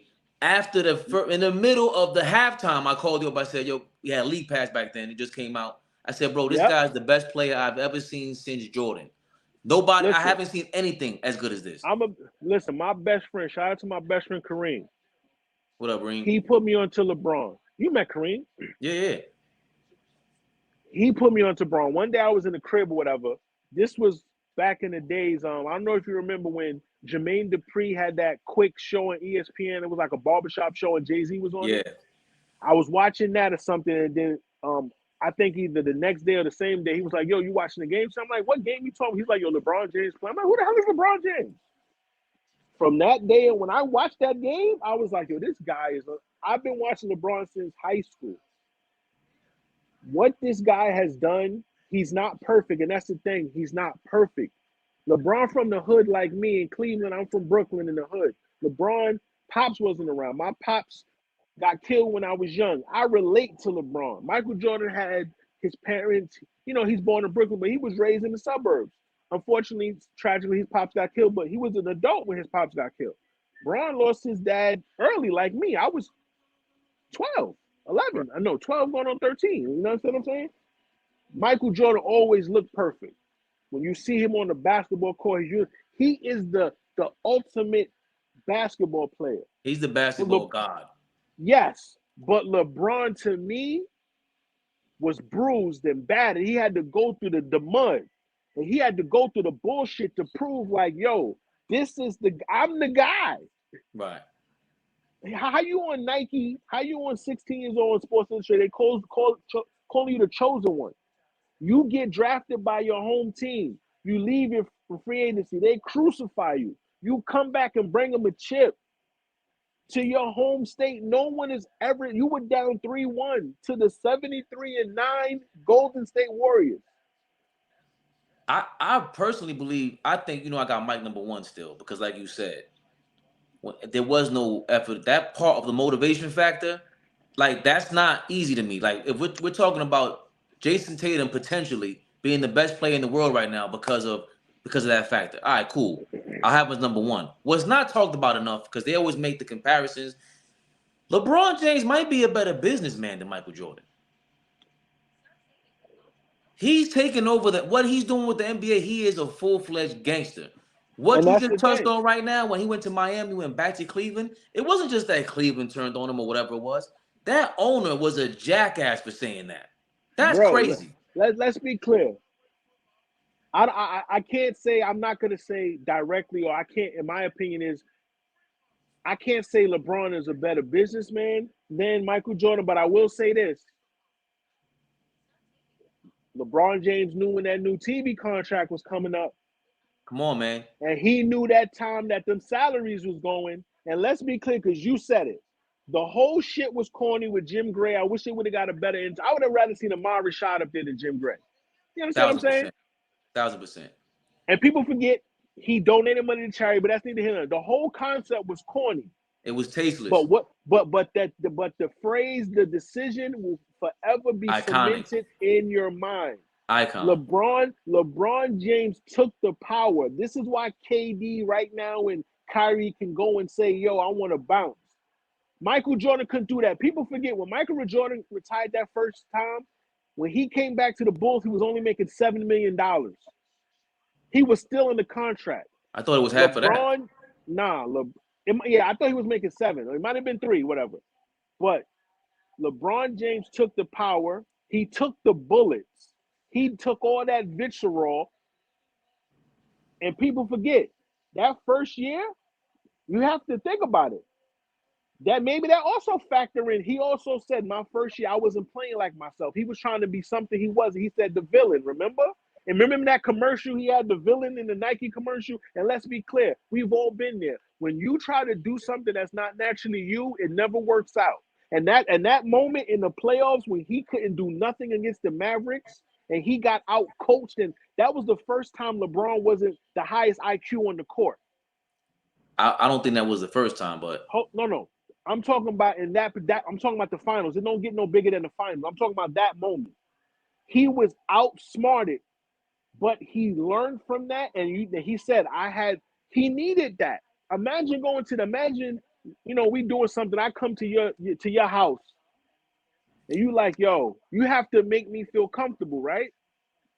Dwayne Wade had to make him feel comfortable. Who know how Dwayne feel like? Dwayne was like, yo, this dude's the best player. But from Dwayne Wade optics, it's like, damn, am I letting him know that verbally? that's Like, okay. yo, this is your team. So, but just to close the business side of it, that's part of the reason why I think he's such a great businessman, because that's what hurts him on the court for me. I've always never liked when he held the ball and he's scanning the court. When you're that Dirk Nowitzki, all these freaks of nature, the worst thing you could do is stop the ball. No, keep the ball moving. But in business, LeBron is sitting there scanning that business world. And when he thought about that decision, remember, Leon Rose was the agent. They broke up with CAA and he created his own agency. What's my man's name? What's the agent's name? His man. Rich Paul. Rich Paul. Dog, do not underestimate the fact that Rich Paul is in conversation with every single general manager and team. That is gangster. That is gangster. Now, hold on. Jordan did have Jordan was in, this is why I say this. Jordan was in the same position. David Falk was the super agent of back then. And if I'm not mistaken, he kind of started this trend. And he had also Alex Rodriguez. Alex Rodriguez was his agent. Scott Boras. I'm sorry, it was Scott Boras. Right, Scott Boras is another level. But LeBron took it to another level business-wise. Like, I get it, the whole friendliness and everything, but now they're treating teams like independent contracts. They're treating it like, yo, we don't have to sign to your label. Like, this ain't a movie contract from 1950. Bro, we could be independent and have streams. No, you're hiring mercenaries. You're hiring someone like they say that Dominican Sue is a hired mercenary. He went to Tampa. He was moving around. But listen, it boils down to LeBron James put his friends on him. People forget, because I'm a LeBron fan. He paid for his homies to go to college. I got you. Go learn the business so we can take over. His friends are millionaires, and everyone criticized LeBron. I remember when LeBron let his agent go, oh, this is the biggest move he'll never amount to. Why would you do that? Now look at them. And remember, everybody can't go with you. No, exactly. But those guys that he put, I always tell people, it's not what you know, it's about having the right people around you. LeBron, I don't know whoever his publicist is, he's never been in trouble, no DWIs, no domestics. This man goes out there, do what he does. He loves his wife. Look at his son, look at his kids. Bronny's the highest gross kid in that NIT, whatever that joint you could get. NIL. Now. He's the highest paid. Rightfully so. That's what I'm saying. So his son got to deal with Nike. His son got to deal with Beats by Dre. That's how you do it. LeBron, that's what I'm trying to say. So Michael Jordan, as flawless as he was on the court, it's reverse. Off the court, look at the Bobcats. So I got to ask you again. I'm sorry. That's now the Charlotte Hornets. I'm sorry. That's how far I go back to. So I got to ask you again. Who do you think is the better businessman? No, I'm saying yes and no, you're right. Remember, Michael Jordan was a billionaire before LeBron. Michael Jordan still has the Jordan sneaker that is still selling to this day. Okay. Michael Jordan was up there with Haynes. Michael Jordan has a lot of people. He had McDonald. Michael Jordan has done a lot of great business. So I can't say, I'll say he's not a good owner. I personally think that LeBron, again, what his genius is what hurts him on that court. Because there's a game against the Bucks in like 2006. That's one of the greatest games LeBron ever played. Why? He's going up and down the court 100 miles an hour. Granted, of course, he can't do that every game. Hold on. He can't do that every game. But he's out there. He has his kids, number one in the NIL. I don't know if Jordan would have done that. Jordan's approach seems to be very old school. I'm going to break your knees if you don't do what I say. Jordan couldn't do that because his sons wasn't that good. That's why his son has a sneaker store. They wasn't that good in college, bro. They wasn't as good as LeBron kids. But I don't think Jordan had, again, a lot of what LeBron does he thinks in the future a lot. He's a visionary, bro. When he's on that court, he sees the play already happening. It's just that he's trying to he overthinks. But when it comes to I don't think he overthinks, bro. Everything has to. If LeBron would have went, not who knows what would happen if LeBron was so perfect. It's meant for him to go there. That's why Bill Russell has 11 rings. Bill Russell wasn't never considered the best player, at least for us, because we didn't watch him back then. Ever. Bill Russell's not considered the best. He has the most rings. Michael Jordan only has 6, but it doesn't matter. Everyone's career is different. LeBron may never win another ring, but I know that LeBron he's done things that I've never seen. He's won championships for 3 different franchises and was the finals MVP. He came back from 3-1. This dude has done things like, you look at this dude, like, yo, listen to this. How you average 25 for 19 straight years, and that's just unbelievable saying that. Yeah. You average 25 for 19 straight years. I think, again, my whole thing with that is we never considered Wilt the greatest either. Like, once Jordan, I didn't see him. I understand that, but he had the numbers, he had the stats. That ain't the be all. Absolutely. So for me, the knock on Wilt Chamberlain was always, it's not that you lost to Russell, it's how you lost to him. Because they spoke about him the same exact way. And they didn't say, and they would say, I'd rather have Russell. Wilt was also a dickhead. Wilt was also, his teammates did not like him. Right, but it's also the fact that he was diva-ish. He, like, remember, and again, this is what I always say. Every superstar is a diva. Let's be honest. Right, but what I'm saying is that it's different with Tim Duncan, where you really don't have to worry about being all that off the court lights, bro. Iverson and all these dudes. Boring. Tim Duncan was boring. Now you gotta listen. You gotta understand. We respect Tim Duncan. Right. Tim Duncan, you ain't gonna see Tim Duncan in Starlets when they was coming to play the Knicks. Right. He gonna be home icing his knees. We're not relatable to Tim Duncan. We relate to LeBron because even though I'm older than LeBron, I'm born in 80. He's born in 84. So I'm only 4 years older than him. Yeah. So we're closer in relation. Wilt Chamberlain was great. I'm not saying he wasn't great, but like my uncle, RIP to my uncle. He's the one that put me onto all these players, how the ABA had these players. Wilt's a great player, but Wilt was also a big man. And back then, basketball was a big man's dominant game, right? The reason why another people don't give and people forget about this aspect of Michael Jordan, I always say it. Michael Jordan switched it. It went from a big man's game to a small man's game. That's why the guards and small forwards have been dominating. The wing players have been dominating since going forward. Michael Jordan dominated as a smaller player because the way he played. Remember, back then, it was forbidden for you to dunk. Think about all the shit that they couldn't do back then. I'm pretty sure Wilt would have averaged 100 for his career if he could have dunked on niggas. But he had to lay the ball up, whatever, his missed free throws, whatever. The game kept changing, but Michael Jordan pushed it to where Grant Hill, Scottie Pippen, Tim Penny, all these guys were dominating. Now you see slowly it's a mixture. You have a lot of wing plays, but now you have the Embiids, you have the Anthony Davises, you have the Jokers, you have the Sabonises. The big man is kind of trying to come back in a way. Well, they had to act more like a wing player, like you're saying, and it's not just Jordan. it's David Stern and these guys saying this is what brings the money in. Well, yeah, bro. When we go to the park, Tim Duncan's not the guy we went to go see anyway. Dr. J, Exactly. Dr. J's the guy that flooded Rucker Park in 1972. That's not Doc, an accident. Dr. J was the big, and that's what I tell people. Dr. J was the first legit superstar. Magic loved him. Michael loved everybody. Loved Dr. J was the superstar, and that's when Michael Jordan came. But remember, Kareem. They said Kareem didn't have a personality. Magic Johnson captured it. Great smile. All the women like Magic. But when Michael Jordan came with the baggy shorts and the Jordans, he just looked different.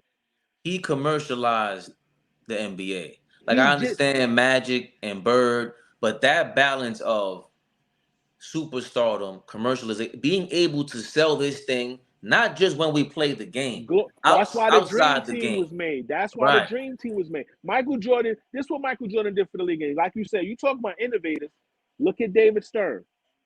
David Stern was like, we got to maximize, because remember, that's when they stopped letting the NBA players play.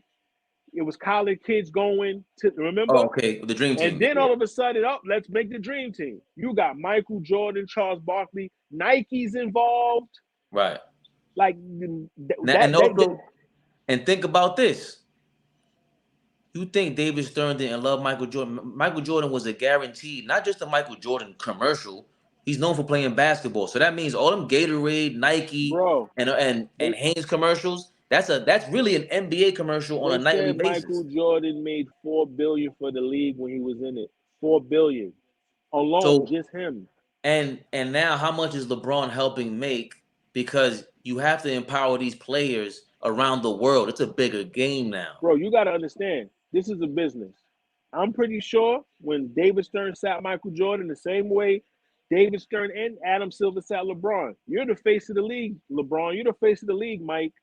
We're gonna make a lot of money together. These conversations, they damn sure are happening because David Stern Hell knew, yeah. and that's why remember, when you're the face, people, this is what people don't understand. When you're the face of the league, you can't be harmed. Nobody wanted to see Magic or Larry Bird hurt. Nobody wanted to see Michael Jordan hurt. You don't want to see LeBron hurt. Giannis. You don't want to see Kobe hurt. You don't want to see Shaq hurt. Those guys are going to dominate. When people forget, when Shaq won those finals, he was dominating. Yeah. Like, there's no question. This dude is having 40, 15, and 7 blocks, 45, 20. He's just destroying. You don't There's want to see no Shaq. there's no greater peak in my lifetime, Jordan included. Shaq is that's Yeah. you're not gonna get more dominant than that. Those 3 years in a row in the finals, like Kenyon Martin said when he was on the Matt Barnes joint podcast, he said there's a picture of Shaq literally dunking on the whole team. It's Kenyon Martin, Alvin Williams, Keith Van Horn, Jason Kidd's behind Shaq, and I forgot who's the other player. It's Keith Van He's Horn, literally Keith Kerry Van Horn. Kittles. Was it Kerry Kittles, Alvin Yeah, Williams, and Alvin Ken Williams. Martin? Nah, Alvin Williams was in Toronto at the time because he used to give No, Iverson a he's on the problem. team. The light skinned Alvin Williams with that Oh no, mustache. that's He's there. no, that's not Alvin Williams. There's 2 Alvin Aaron. Williams. Aaron, yeah. yeah. He's in it, yo. And I looked at that picture and I went back and looked at Shaq's numbers. They're laughable what he was doing. That's another reason. And that's another reason why I say, when I said earlier about Magic Johnson and Jason Kidd, people forget Jason Kidd led those bum ass Nets to back-to-back finals. He doesn't get enough credit for that. Yeah. They didn't have a chance to win, but the fact that they went to back-to-back finals and he never won an MVP, that's weird. He should have won MVP for one of those seasons, but he didn't. And that Eastern Conference was horrible. But I will say this: I want to end the NBA talk with, even though the West, I don't expect the West to win this year, but I expect this to be, if everyone gets healthy, I expect a fun playoffs, man. That's all I want to see. Like, I think, Yeah. I'm gonna be honest with you. Once Kevin Durant got off of Golden State, it slowly got funner. Yeah. It's slow. Come on, It's man. slow. Because you knew at the end of the day LeBron shouldn't make it, whatever. But it seems like I don't care about the team jumping because it's a business. Everything changed. What I care about is the excuses when niggas don't win. The Brooklyn Nets might be the biggest disappointment in basketball trade era history. It's not might be. Whoa. Shout out to my man Ryan Hammer Time. What other sport has a bigger disappointment than this? Forget basketball, because that's how big it is. This is three superstars. You could say that year Seattle broke that record and lost in the first round. The Mariners, that was a disappointment with A-Rod in them in 95, or was it 94? When they won like 118 games or something like that. Nah, they still wasn't. This is like, yo, they The Dallas Mavericks in 2007 when we lost in the first round to the Golden State Warriors after Dirk was the MVP. yeah, but they actually showed up and played. Nah, this is nowhere near it. This is horrible. This is three. Imagine you rooting for this team. Cause And I'm that's what I was no. That's what I want to talk about. Go ahead. Because everybody I hear, every time, like right now, oh, it's Phoenix. It looks, I always say it looks good on paper. Everybody was screaming at Brooklyn stuff. Brooklyn. They won one series together, one series in 3 years. But people don't say nothing about that, right? But when LeBron, well, like we said, when he changed the game and was going from team to team, he's winning championships everywhere he go, though. KD won a championship on Golden State. We know he's a champion. KD's in the caliber when he should be getting more criticism for not winning. Because everyone's going to say you had Steph and Clay in them to get you them chips. But without them, now you're going on to another team with more pressure because now you got CP3 and Devin Booker. If y'all don't win, then what? I will say, I know we disagreed about this, but I like their core. They're back to but pre KD and Kyrie, but I think you do want that because not only do you have that, Sean Marks is on the hot seat, the general manager, Sean and Marks, Bob he should Myers. have been got fired. They should have been got fired. Well, then the owner should get fired too. But not only is he on the hot seat, the guy from Golden State is about to be a free agent, Bob Myers. So they could trade him for him. I think the Brooklyn Nets Watch Bob Myers wind up on the Lakers.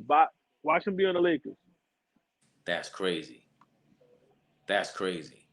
Watch Bob Myers be on the Lakers because that whole Rob Pelinka thing, he been kind of shaky. Your man looked like Rob Lowe, by the way. He does. Since he was on the Michigan State Warriors, I said the Michigan State Warriors, I'm bugging. The Michigan State Wolverines, people forget he played with Chris Webber. He looked like Rob Lowe, so I know he be getting in the clubs for free back in the days. I think he was Kobe's agent, right? It was either him or... Yeah, he was. That's why a lot of people don't like doing business with him because they say he was allegedly a shady agent, so that's the knock on him. But like I said, I just think that we got to stop getting caught up in the hype and the paper stuff and see how they look playing. None of them guys play defense. James Harden, Kyrie, KD, do you bring Ben Simmons? Ben Simmons play defense, but he can't score. But see, here's my thing. This is the best situation you could have for a Ben Simmons. No expectations. In Philly, those are championship expectations because you got two super dudes. Ben Simmons turned out to be not super, but now, yo, dog, play if you want to play. We got 3 or 4 defensive studs right now. Just imagine plucking in a Giannis in that team. Any superstar on the Nets right now. All they need is one. Forget all that other extra shit. Yo, you always funny as hell, saying some funny shit. Yesterday, I don't know if you want to talk about this. The king of ad-libs, the king of shit talking. Your man Puff gave us another example on the last DJ Khaled album, or you don't want to talk. I can cut this out. Oh, when he was talking about, it's the song, I forgot the song. It's him, Rick Ross, A Boogie, and Rick Ross. Oh, we was talking about, no one discusses about how in rap there's been some very disrespectful verses to people. And people talk about drill rap. It's been drill rap before drill rap. So I'm listening to the song, right? It's on DJ Khaled a couple of albums ago. It's Ross, A Boogie, and Puff, right? So the nigga Ross started his line off Straight, drop, dead, limb, bias. I was like, how you gonna say that? This nigga died from an overdose and you start the rhyme off straight, drop, dead, limb, bias? So as the song goes on, I'm like, this song is kind of hot. So as it's going off, Puff get on and Puff said, what we talking about here? He said, what year is this? I told y'all 30 years ago we wasn't gonna stop. Yo, Puff is no matter what you want to say about Puff. Puff been talking shit. I'm like I said, I'm 42. Puff been talking shit since what 94 on the Bad Boy on the remix with the bottles. Yeah. Yo, that nigga said he turns around. What year is this? He said I told y'all 30 years ago we was. But then I'm just sitting here like, I remember Jay-Z said a verse and he was like, he said, I do you Kennedy style with your memory out. I'm like, damn, didn't JFK get popped in his top? I think, do you think lines like that hurt less? Because, like, Len Bias, the kids don't understand that. JFK, we weren't really born when JFK was Hold around. on, it gets worse. Then Jay-Z said on his freestyle, everybody want to be the king until you laying on a balcony with holes in your drink. So, which I think is the best freestyle ever, and I think that might be like one of the best lines ever of all Bro, time. we don't. Let me tell you something. We gotta get into it. That's the first episode. Let's just be honest. Like, you know me. You know I'm the biggest Jay-Z fan. Anybody know me? I say this and people laugh at me.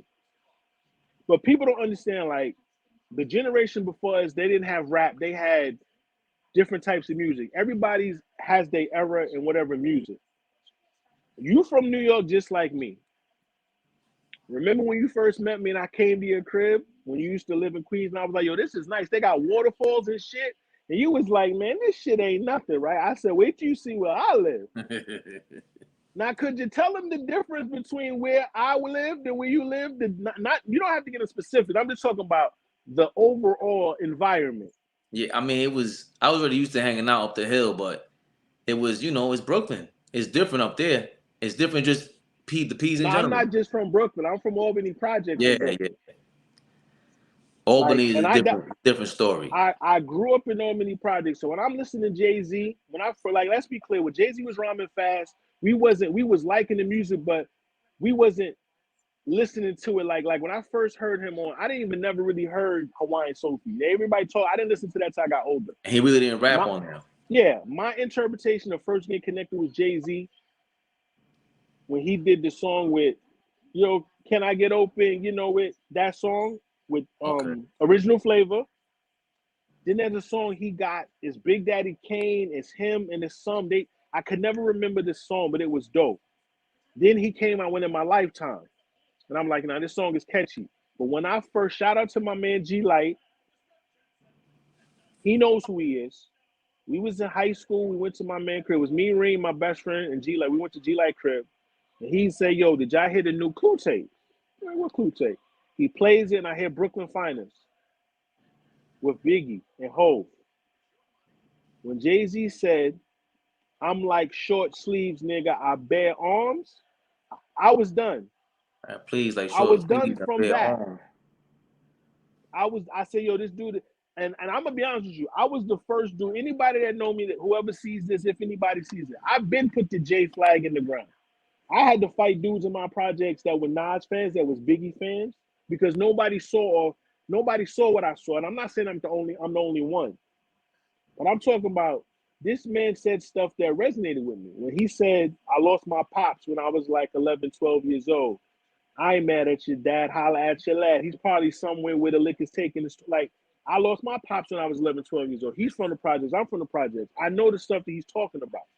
I know the environment that he's talking about. And then there's the fact that he said stuff that's crazy. Like, he got so many classic lyrics, like it's not even funny. Like Nas is great. No one's disrespecting Nas. Nas is in the top, everyone's top 5, as he should be. You could, whatever your top 5 is, Nas is gonna be in there. Especially in New York. But Jay-Z, I'm just talking about the lyrics. Me and you, have anybody said this? My homeboy, I'm going back to 1998.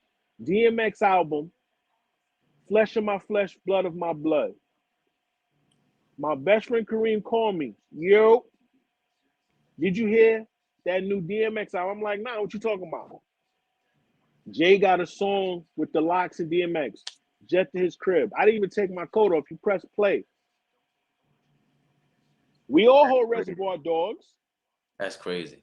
We all heard Reservoir Dogs, right? We all know the alleged story that the Locks was getting that Hove and all that. That day when we heard that Jay verse, I'm a monster. I sleep whole winters, wake up and spit summers. Ghetto nigga putting up with. We knew it was over because we never listened to DMX part again.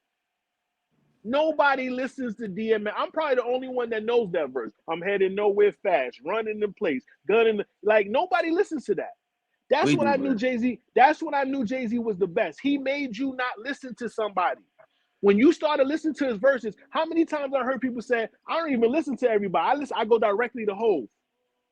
I mean, me personally, different No, story. no, I was I'm not locked. talking about Yeah. you. I'm talking about when he did what he did on Blackout. He showed it was the Locks and DMX. It wasn't just regular rappers. This is Jada. This is Styles. I'm the meanest, toughest. What? You dead bitch. The beeper didn't change. I said, yo, he that from that verse. I knew this dude is the best. Like, think about it. He didn't sell the most records. Jay-Z didn't sell the most records. Jay-Z's been the most consistent bar spitter. 9 out of 10 times, you know the verse gonna be fire. Especially back then. That's what it was about him. For me, But I hold know on. But am I wrong about Blackout? Because you're from Queens, so I don't know. When you first heard that, what was your perspective? Because I didn't know you at that time. at the This is 98. 98, so volume 2 just came out. This is after volume 2, yes. So that was my thing. Money Cash Hoes that came out. And DMX is on fire. I copped it for my man. I forgot my man's name. I shout out to him. He sell bootlegs by Queen Center Mall. I used to work there. Yeah.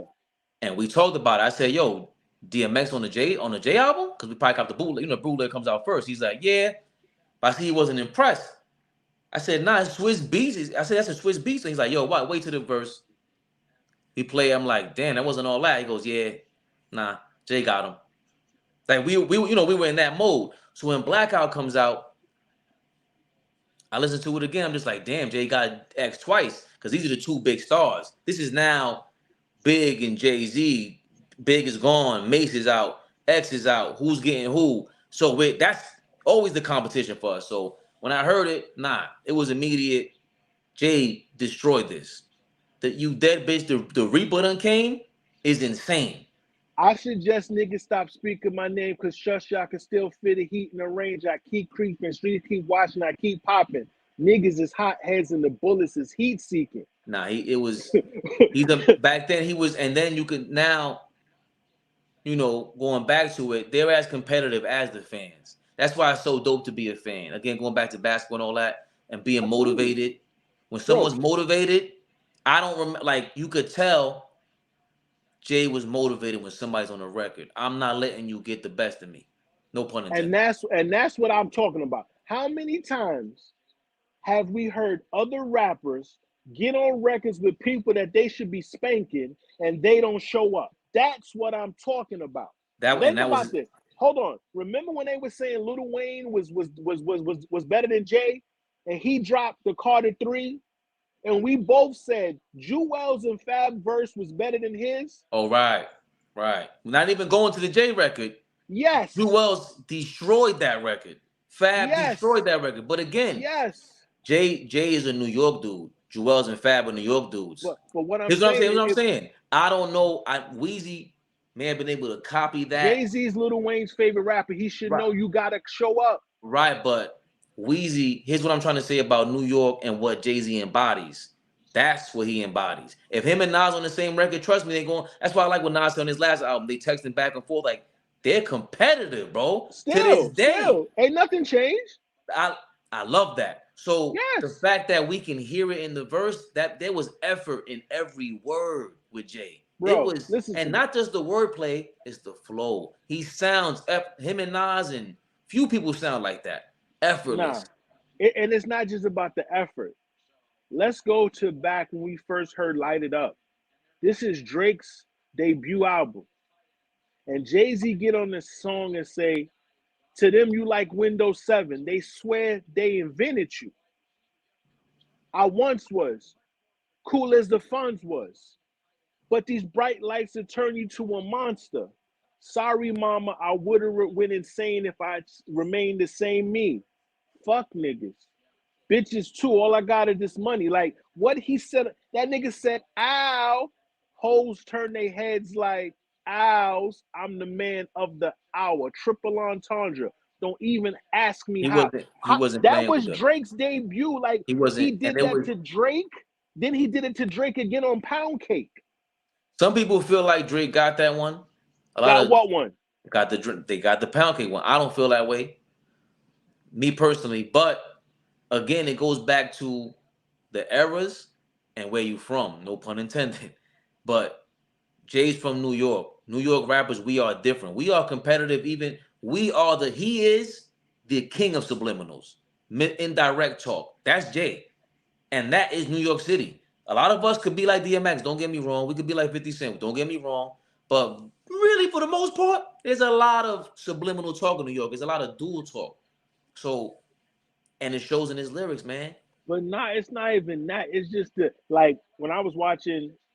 Even though we know the stories, when Fat Joe was like, "Nah, who you think he was talking about?" He was like, I'm gonna wear a G on my chest. I don't need that for Dan. This ain't a song. Outfit Holmes. I've been about it. Like he was talking to me because we heard the records that when Fat Joe was saying stuff and Jay Z was saying when Jay Z was like, he's all right, but he's not real. Then Fat Joe used that on his record. Like we know people were going at it, but this is the fact that But see, I didn't know that at the time he was going at Fat Joe. I did. But what I'm How? saying is when you because it was in the everybody was talking about it. They I was didn't. remember this is around the time allegedly got Jay-Z got bust overhead with the bottle. This is around when all that stuff was coming around. Then Right, but I don't. Big Pun and Jay had beef allegedly. It was on this was going on. This is So like 99, 90, 90, 98, 99, 2000 maybe. right, so it was that because that was the blueprint. That's '01. And I remember I Yeah. heard in my car uptown, but when he said I got a G on my chest, I don't need that. But then I didn't get why that. I And would have that's never a thought of double Fat Joe. entendre. I That's the don't. double entendre. Right, I Yeah. don't get the Fat Joe parts. What I'm saying, I never Because understood. Fat Joe said you could check who's the man back in '88. I was the man. Who was wearing Dapper Dan? He said that on a song. Fat Oh, Joe okay. said that on the record. You can see back then I was a man. And there's a picture of Fat Joe in the Dapper Dan in front of this car. That's why Jay-Z saying, I don't need Dapper Dan. Basically, I don't need Dapper Dan to make it. I got money to buy the real Gucci. You know what I'm saying? But whatever. It's just the fact that No, I thought that's again that goes back to Drake does this a lot. It's the subliminal thing that people think he invented. He ain't invented. It's just that that's what we do. He embodied it. Every lyric could be. It's super. It's like listening to Ghostface. There are super woven meanings, and Ghostface it's ill. is my favorite rapper out of Wu-Tang. I love Ghostface, but when it's not like I said, it's so many things and I think me and you had this conversation. Remember we was in a car that day and we were driving around. I think we had Keith on speaker and we was talking about how you was like Jay-Z's not a great storyteller. But I It's his said flaw. it's not about him being great. Jay-Z can do everything good. Just like with LeBron. LeBron can do everything as an overall player. Jay-Z can make street records.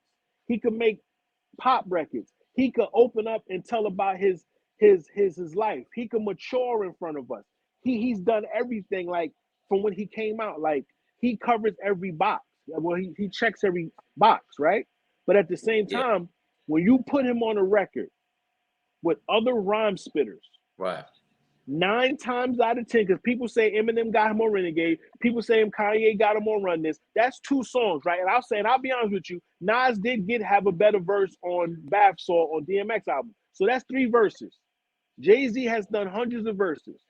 Nine times out Overboard, of dog. 10, 9 times out of 10, he's going to have the dominant verse. That's what I'm talking about. And then he's done records with everybody. Lil Wayne, Drake, Kendrick. He gets on, he don't run away from nobody. Right, right. That's the part that I think that when you fight for Jay-Z is number one, anyone, dog, I'm not only making hit records, I'm not only making great albums, I'm going toe to toe with your favorite. Call them out. Those 3 levels is like that's again going back to Michael Jordan. I'm not just winning chips. I'm not just part of making a chip a team a possible contender. I'm gonna play you one-on-one and bust your ass. That's And Mike. He's listen, competitive. and you hear that, and you see that competitive confidence. Remember this, and I'm glad you said that. Remember when Irv Gotti said this? I did not want Jay-Z to do that record with Big because I didn't want Big to look like he was Son and Jay. When Jay did Brooklyn's Finest with Big, that's when people forget. You should have realized he's on a record with Big and he's holding his own. It might be 60-40 Big, it might be 55-45 Big, but that's when people should have known he's different. I always had, but no one paid attention to that. Initially, it was the Big stand-em. It's Fans, I Big. was like, I'm from Brooklyn. I know it. I love right. Big. But after, it wasn't until Jay said, if I ain't better than Big, I'm the closest one. Which I thought was disrespectful at first, but then it made you think. That's the It made you, competitive shit. right. Jay-Z is saying, you're my friend, I love you, but I'm not even, fuck that, when Jay-Z said, it's never been a nigga this good for this long, that's when niggas was like, wait a minute, it's 2003. Right. So it took me a while to say, wait a minute, I think Jay got him on Brooklyn's Finest. And I love the dough. I think Big might have got him. And really, and on Young G's, I think Biggie really cleared him.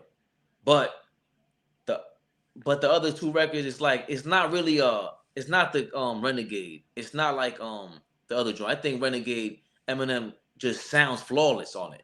I think Kanye just sounds flawless on the other record. And on Reservoir Dogs, I think Style sounds flawless. What's homeboy? Source Money. I just think he's missing his voice. I think Sheik, Styles, and Source Money have better verses, but at the same time, I don't want to talk about all that. Jay-Z has sounded flawless for how long? Never been a nigga this good for this long. It's just and then when you think about the record, that every time I listen to You Don't Know, it feels like I heard it for the first time. That beat is one of the most iconic beats. That Where I'm From beat, that Do It Again beat, that PSA beat. He got classic, like he had when he said, remember when he was doing the concert, the nigga said, I got 1 million of these. And they kept playing record after record after record. This nigga B-sides are better than niggas' albums. How many times we talk about Jay-Z got better intros than songs on niggas' albums? That fucking Dynasty intro, that shit is one of the best intros ever. I'm like Stevie Wonder with beads under the do-rag. Intuition is there even when my vision's impaired. I think the like, most underrated. Hold on. The S. Carter, he said, shorty at the record want to leave with me. I consistently take him out the park like King Griffey. I think the second best intro, the second best intro for him is Kingdom Come. Oh, you talking about the Prelude? I've been 38. What you talking last year alone? I grossed 38 million. I ain't quite 38, but the flow so special got that 38 feel. The real is back. You talking about the Prelude? That's in my list too. No. That's up there too. What's the quarter 7, quarter 8? That's the Prelude. Nah, I don't know. I forgot the bar. When he said that, I said that was from the crazy. Quarter 8 spit. He said a bought a Glock 9 for. He said brought a Glock 9. For clockwork all the time. I know what you're talking about. That's the right Prelude. Before that, he said something about copped the quarter 6. Some shit. He's talking about the car. No, he said I skipped on the quarter 8. That's what he said. I skipped on the quarter 8. Yes, that's the intro. And remember, and that's after he came back from retirement. So we were worried, and I heard I wasn't worried. I was, because we remember this is after Blueprint 2. It wasn't really received that way, and then the first song with Just Blaze, it was cool, and it's it was what it was. But when I heard the intro, that's when I was like, oh nah, my man, he's still spitting. He got it. Then Kingdom Come, to me, that album was okay. My favorite, right. To me, I think Jay-Z has 3 to 5 classics, but 3 definite. I say Reasonable Doubt's a classic. The Black Album is a classic. The Blueprint is a classic. Then you can say Volume 2. Some people say American Gangster is a classic. So he has possible 5 classic albums, but I'm going to say 3. My favorite album used to be Reasonable Doubt, but the Blueprint's my favorite album. You put the Blueprint on right now, it sounds up to date. It doesn't sound outdated. It doesn't. I was listening to Illmatic a couple years ago. It sounds like 94 still. Like that production. Yeah. No. I'm not talking about the lyrics. That's what we also say about Jay-Z. He can take a whack beat and make it still hot. I think great people do that, but he's in that category. That's what I'm saying. So it's just like, and even if I'm not talking about money, I'm just talking about the things that this. When Nipsey was on the radio, he was like, "Yo, Jay-Z cleared any beat for sample for anybody. All you gotta do is call him. He'll let you rock." Those are the things that I'm talking about. How this man has won the most Grammys as a rapper. Right. Him and his wife are battling for most nominations. Like what he's doing with no high school diploma. I don't give a fuck about personal. I'm talking about when that man's rapping. When he say stuff, it's like, yo, this he make you think. When that nigga said they try to take me out of my zone like a nigga with a handle. I remember they try to put the boxer one on Iverson in college. I'm like, oh shit. I don't want to get into the Nas versus Jay. We'll do that some other time because we're gonna wrap this up. But Nas, Lupe, there's a couple of guys who that's their lane. I personally believe everybody can't do the commercial thing. Everybody, and just because you're commercial don't mean you're just a pop artist. Because I think DMX is commercial. I think all these guys are attempting to be commercial, but everybody can't sell. And on top of that, once he did, listen. People don't overlook this thing. When he killed the what's Beyonce's first record with him? Crazy in Love. Yeah. Young Hov, y'all know when the flow was local. Young B and the ROC. OG. Soprano the Rock handle like Soprano the Rock handle like Van Exel. I said, whoa, okay, hold on. I shake phonies, man. They can't stand next to. So when I heard that, as corny and cliche as that may sound, somebody who's like, you go deep into the Jay-Z bag, of course, I know him, but I know him. I've heard him. So, I'm a fan at the end of the day. But when I heard that, you can't get more popular than that. And then he did the Drunken Love. He killed that too. So again, I don't think Lupe Fiasco, Nas, name your best of the best. Eminem, name all your GOATs. Because they can't do a commercial hit pop record and still keep it like that. Nah, I can't hear you. You guys you see the mic? No, I hear you. I got you. I'm back. No, I had to switch earphone. I told you it died. Oh, I can hear you now. You good? I couldn't hear you before. Yeah, that's what I'm saying. I put my other earbud and it died. I had to switch them. Nah, it's good. It's cool. Hold on.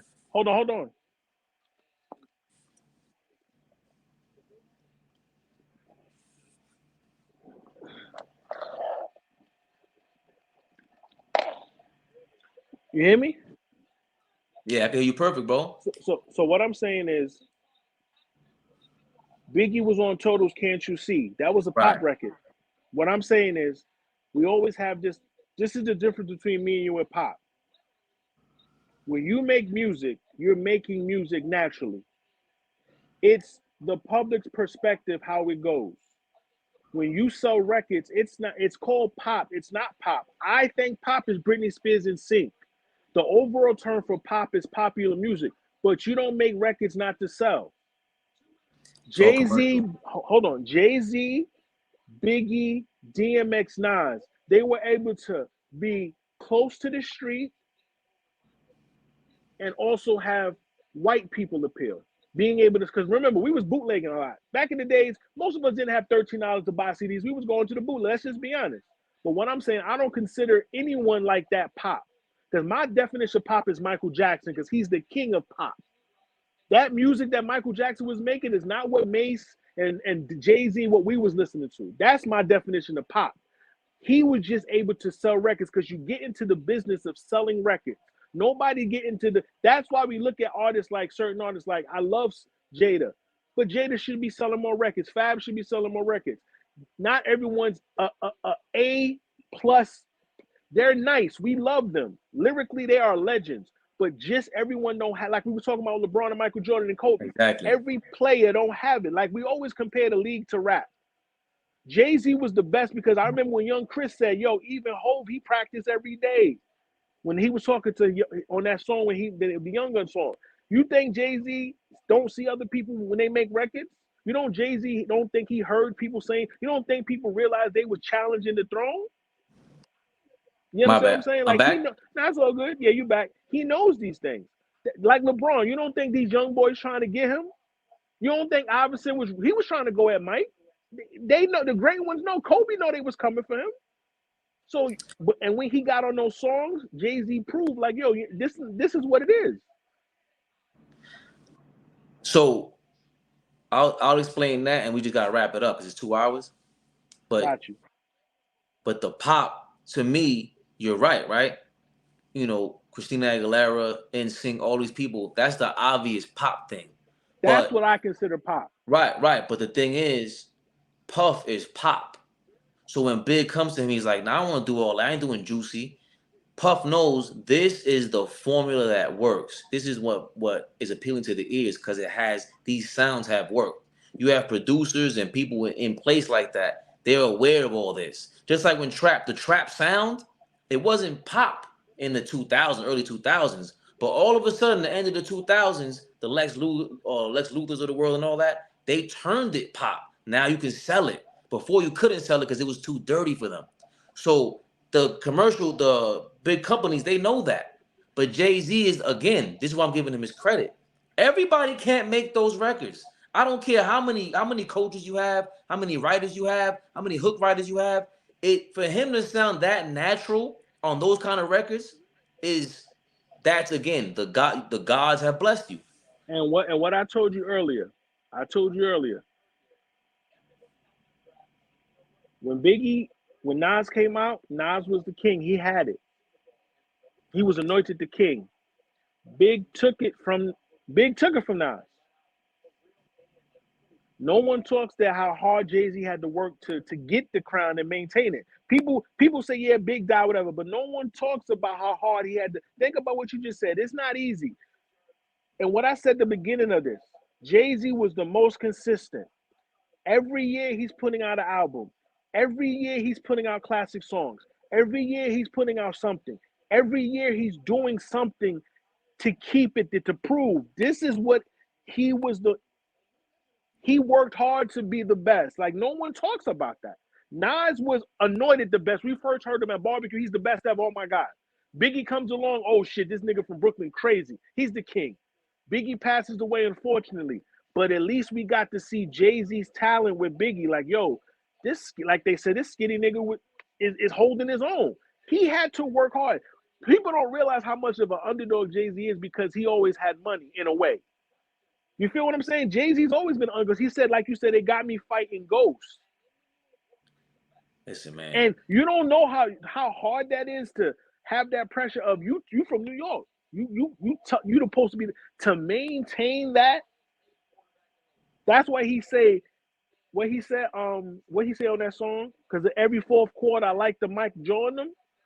#1 album is what I got like for. Like, think about how hard that is to do on any type of level. And you're from New York, so you're super competitive.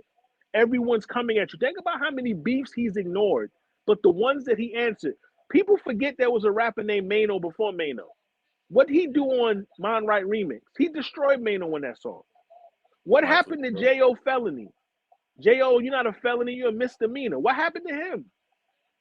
Look at what was going on with Jazz O when you going up against these whatever. He like 40, like what Freeway say? Jazz, you like this body 40 and broke? That was like classic. Jay-Z had to, it's hard to maintain. I'm not talking about business. I'm just talking about, like you said, he's making hit records. He's making classic albums. It's not easy.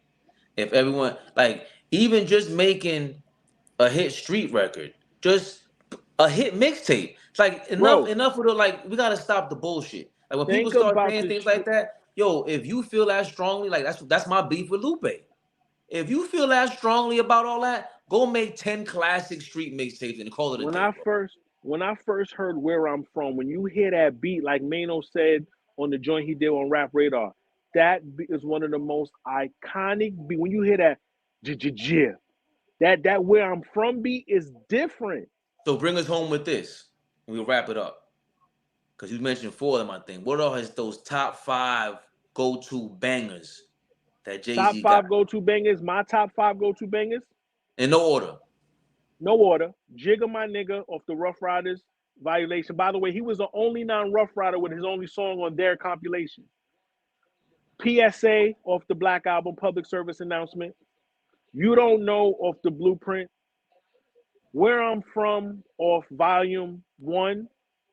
And for my 5th one, this is a song that a lot of people don't listen to because it's not that long. The DJ Envy mixtape song of the DJ Envy mixtape. The song Hover. When he say, I don't take it, Jacob Roach, I just score off the bezel. Those are my top 5 Jay-Z bangers. Like if I'm getting hyped, I'm coming. Those are my 5 go-to. King of the slick talk. No other rapper or musician we actually want to hear about how slick it is to be wealthy. Not even that. I forgot 2 things before we wrap up. Jay-Z Yeah. always was the guy that had the audacity. He always had the audacity when he say stuff like, I lost 30 million, so I spent another 30. Because unlike him, a 30 million can't hurt me. Now he knows he's gonna get flack, but he's telling the truth. Yeah. When he say stuff like, I got the hottest chick in the game wearing my chain, that's right, Hov, he's telling the truth. So even if you want to hate on this nigga, he got Beyonce in a Rockefeller chain. I'd rather be overrated than underpaid. Let's and you know what? You do too, motherfucker. Stop lying. Yo, first episode under wraps. Jo Rozay. You got any Yes, words for the sir. people out there? Your new fans. Get ready. Listen, I just want to say that, listen, we out here trying to eat. We not trying to hurt nobody. We just trying to get this bag, and we trying to take care of our families. But at the same time, for people that don't know me, you're about to find out, and he'll back it up for me. Whenever things happen, I say wild stuff, but clean wild stuff. But you know, We're gonna keep it but until clean. the not, I don't mean clean. Well, listen, you know there's certain things we can't talk about. I'm very clean. Like Jay-Z said, I clean up La Madina with the same soap. We using the same soap. Okay. So, all right. So to the next episode, everybody. Later. Episode 2 coming up. I'm broke, baby.